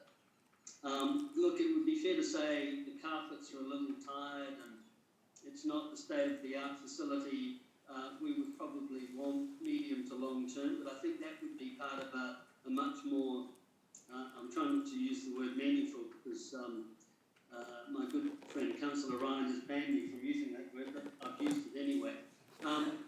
Because we might want to discuss that as part of a broader discussion of a central Hamilton station at a later stage. So I think if we fix the toilets, it would be currently fit for purpose for the next few years of the service, and then we could take some time to reflect on that. So no, I don't think we would need to spend some more money, although we may get some commentary that it's a little tired, but I think we could live with that. We don't own the building, do we? No, and in a discussion this morning, I pushed quite heavily, and I think I may have pushed a little too far with our friends at Kiwi Rail about the importance of looking after their own assets. After all, they operate their own services between Wellington and Auckland, and I wondered whether or not the current state of the station met their own expectations for level of service. But no, we don't own it, but I think we could make it work if we fix the toilets. Chris may have a broader opinion, but that's the view that and maybe Councillor Gallagher, who also walked through the facility with me, may also have an opinion. Thank you, Chair. Councillor Gallagher? I was actually pleasantly surprised, and Ewan can disagree with me and Chris, I was pleasantly surprised at how relatively good it was for its era. And I think once you sort of sort out the loos, that is, it's doable. Councillor Wilson, do you think Kiwi Rail, let alone the council, is aware of the potential impact should disability advocate Jerry Pomeroy take a keen interest that there would be no disability accessible loo at Frankton Station? Do you think Kiwi Rail might be aware that that could have some public relations impact? Certainly in my discussion with Kiwi Rail today, I highlighted my concern that you're only as strong as your weakest link, and we've spent a lot of time and focus on getting all sorts of other aspects of the service right, and that I believe that we haven't yet put forward a proposal that would at least meet the minimum standards that we as a council would want to be associated with, and that I encourage them as our partners in this endeavour to be more embracing of the obligations to those with disabilities, as surely they are entitled to have access as any other New Zealander would to this facility, and it needs to be fit for purpose. It seems to me, can I just suggest, Councillor Wilson, earlier on we were talking about, Sarah represented us at the workshop around the regional land transport plan, and we're talking about multimodal.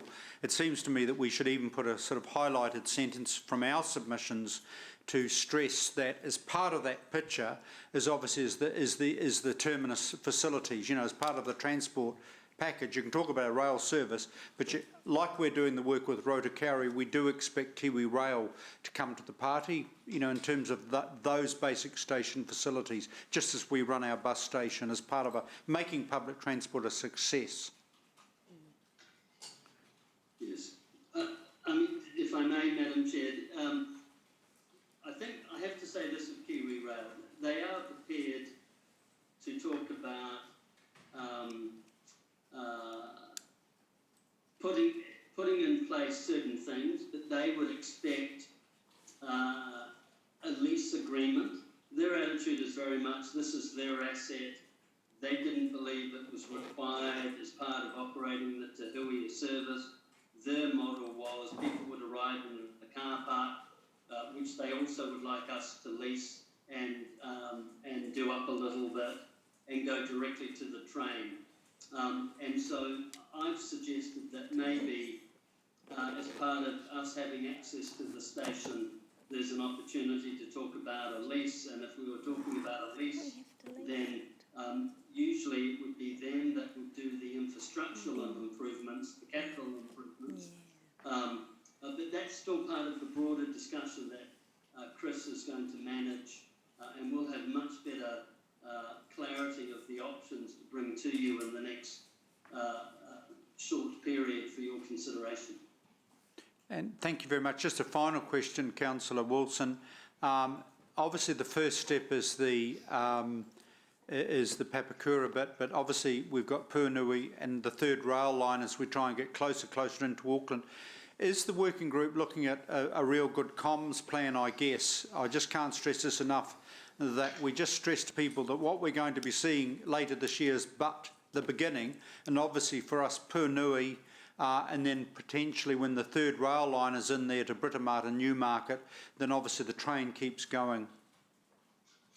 Yeah, thanks, Councillor Martin. I can assure you, and I'm quite excited about the communications and marketing plan that has been put together for the launch of Te Huia. I think it's really world class. I think you will all be really pleasantly surprised when you look at both the train livery and the comm strategy and the marketing.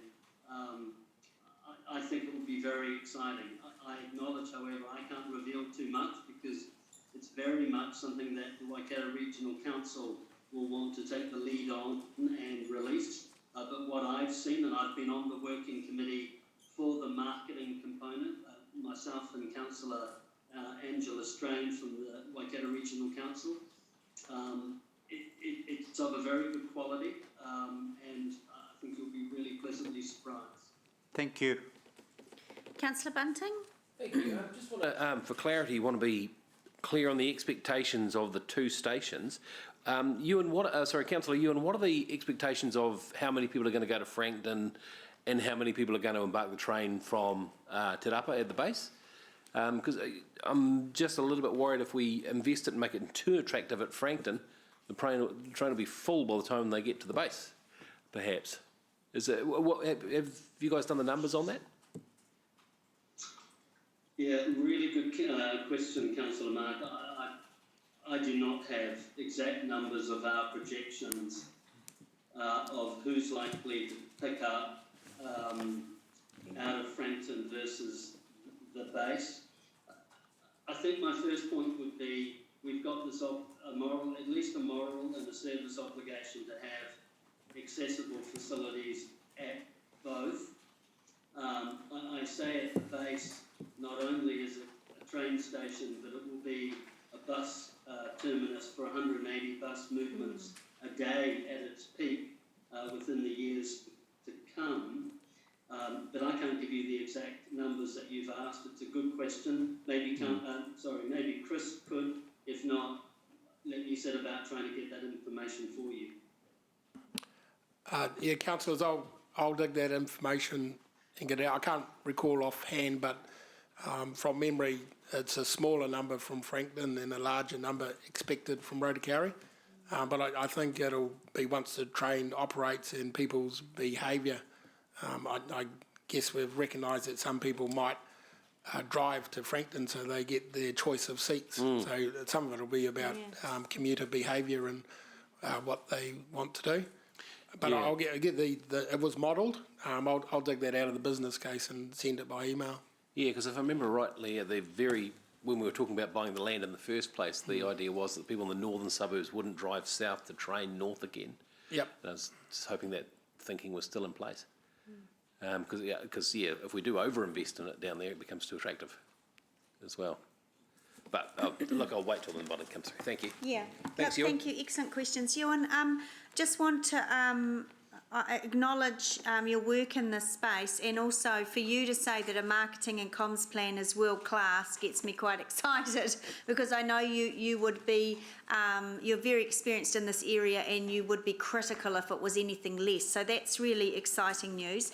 Are you still absolutely confident that the train service from day one will still have, you know, those creature comforts that will be the thing to make it a success in terms of the Wi-Fi and the the cafe, and be able to sit there for 2 hours and work on your laptop on a table? You're still all that stuff is still going to be world class as well? Thanks, Chair Angela. Absolutely. In fact, some of the creative talks about taking your office to Auckland. And so, yes, it's centred on comfortable seats, working desk space, Wi-Fi. We've got some great tools around farming the data from the Wi-Fi connection. We've got a really top quality caf serving a good range of snacks and drinks.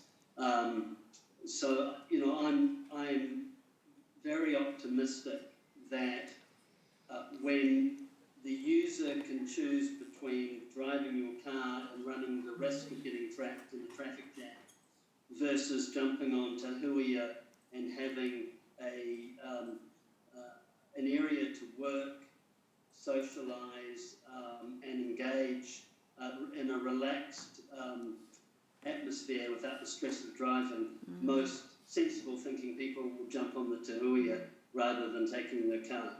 Great. Thank you. Thank you, Councillor Wilson.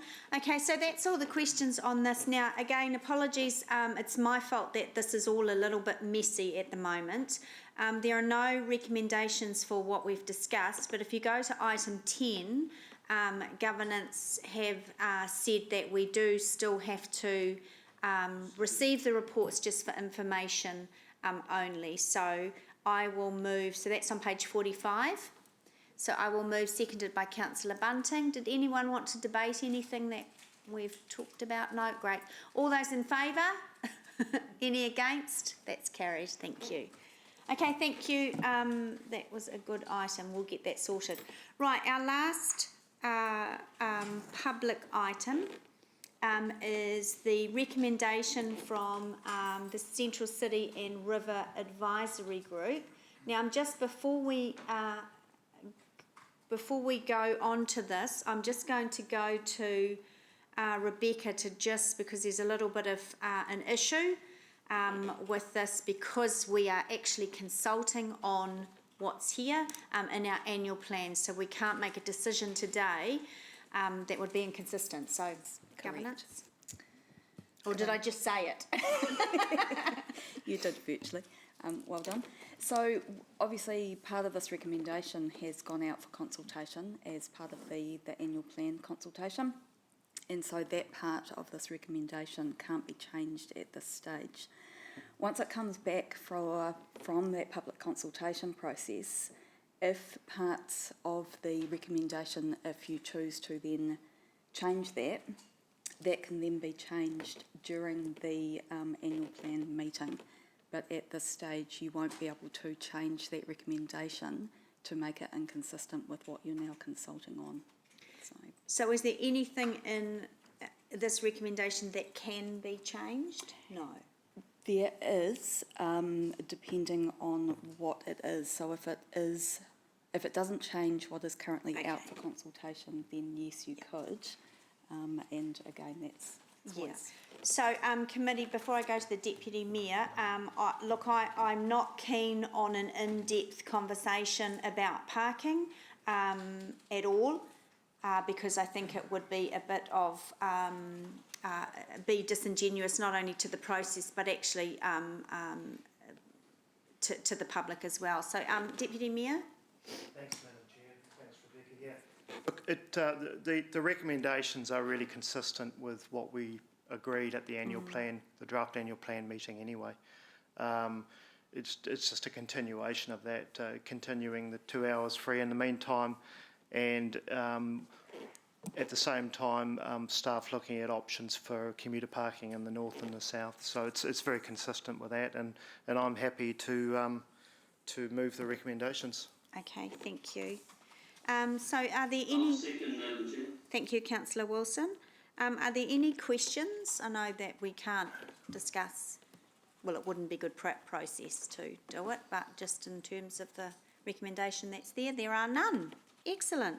So that's been moved by the Deputy Mayor, seconded by Councillor Wilson. Deputy Mayor, did you want to debate? No. No? No, I'm happy to... I'll reserve it in case there is any debate. I'll reserve a right of reply, but I've got nothing to add in the interest of time. Thank you. Councillor Wilson, is the seconder?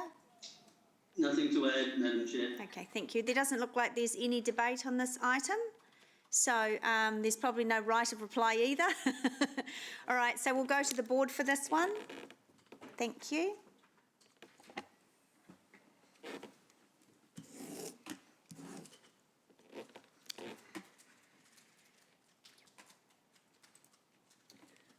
The motion is carried unanimously, noting that Councillor Wilson is voting via audiovisual link. That's great. Thank you very much, everyone. Okay, that's it for the public items. So we're now moving to public excluded. I'll move that we go into public excluded, seconded by Mayor Southgate. All those in favour? Are there any against? That's carried. Okay, we'll wait till we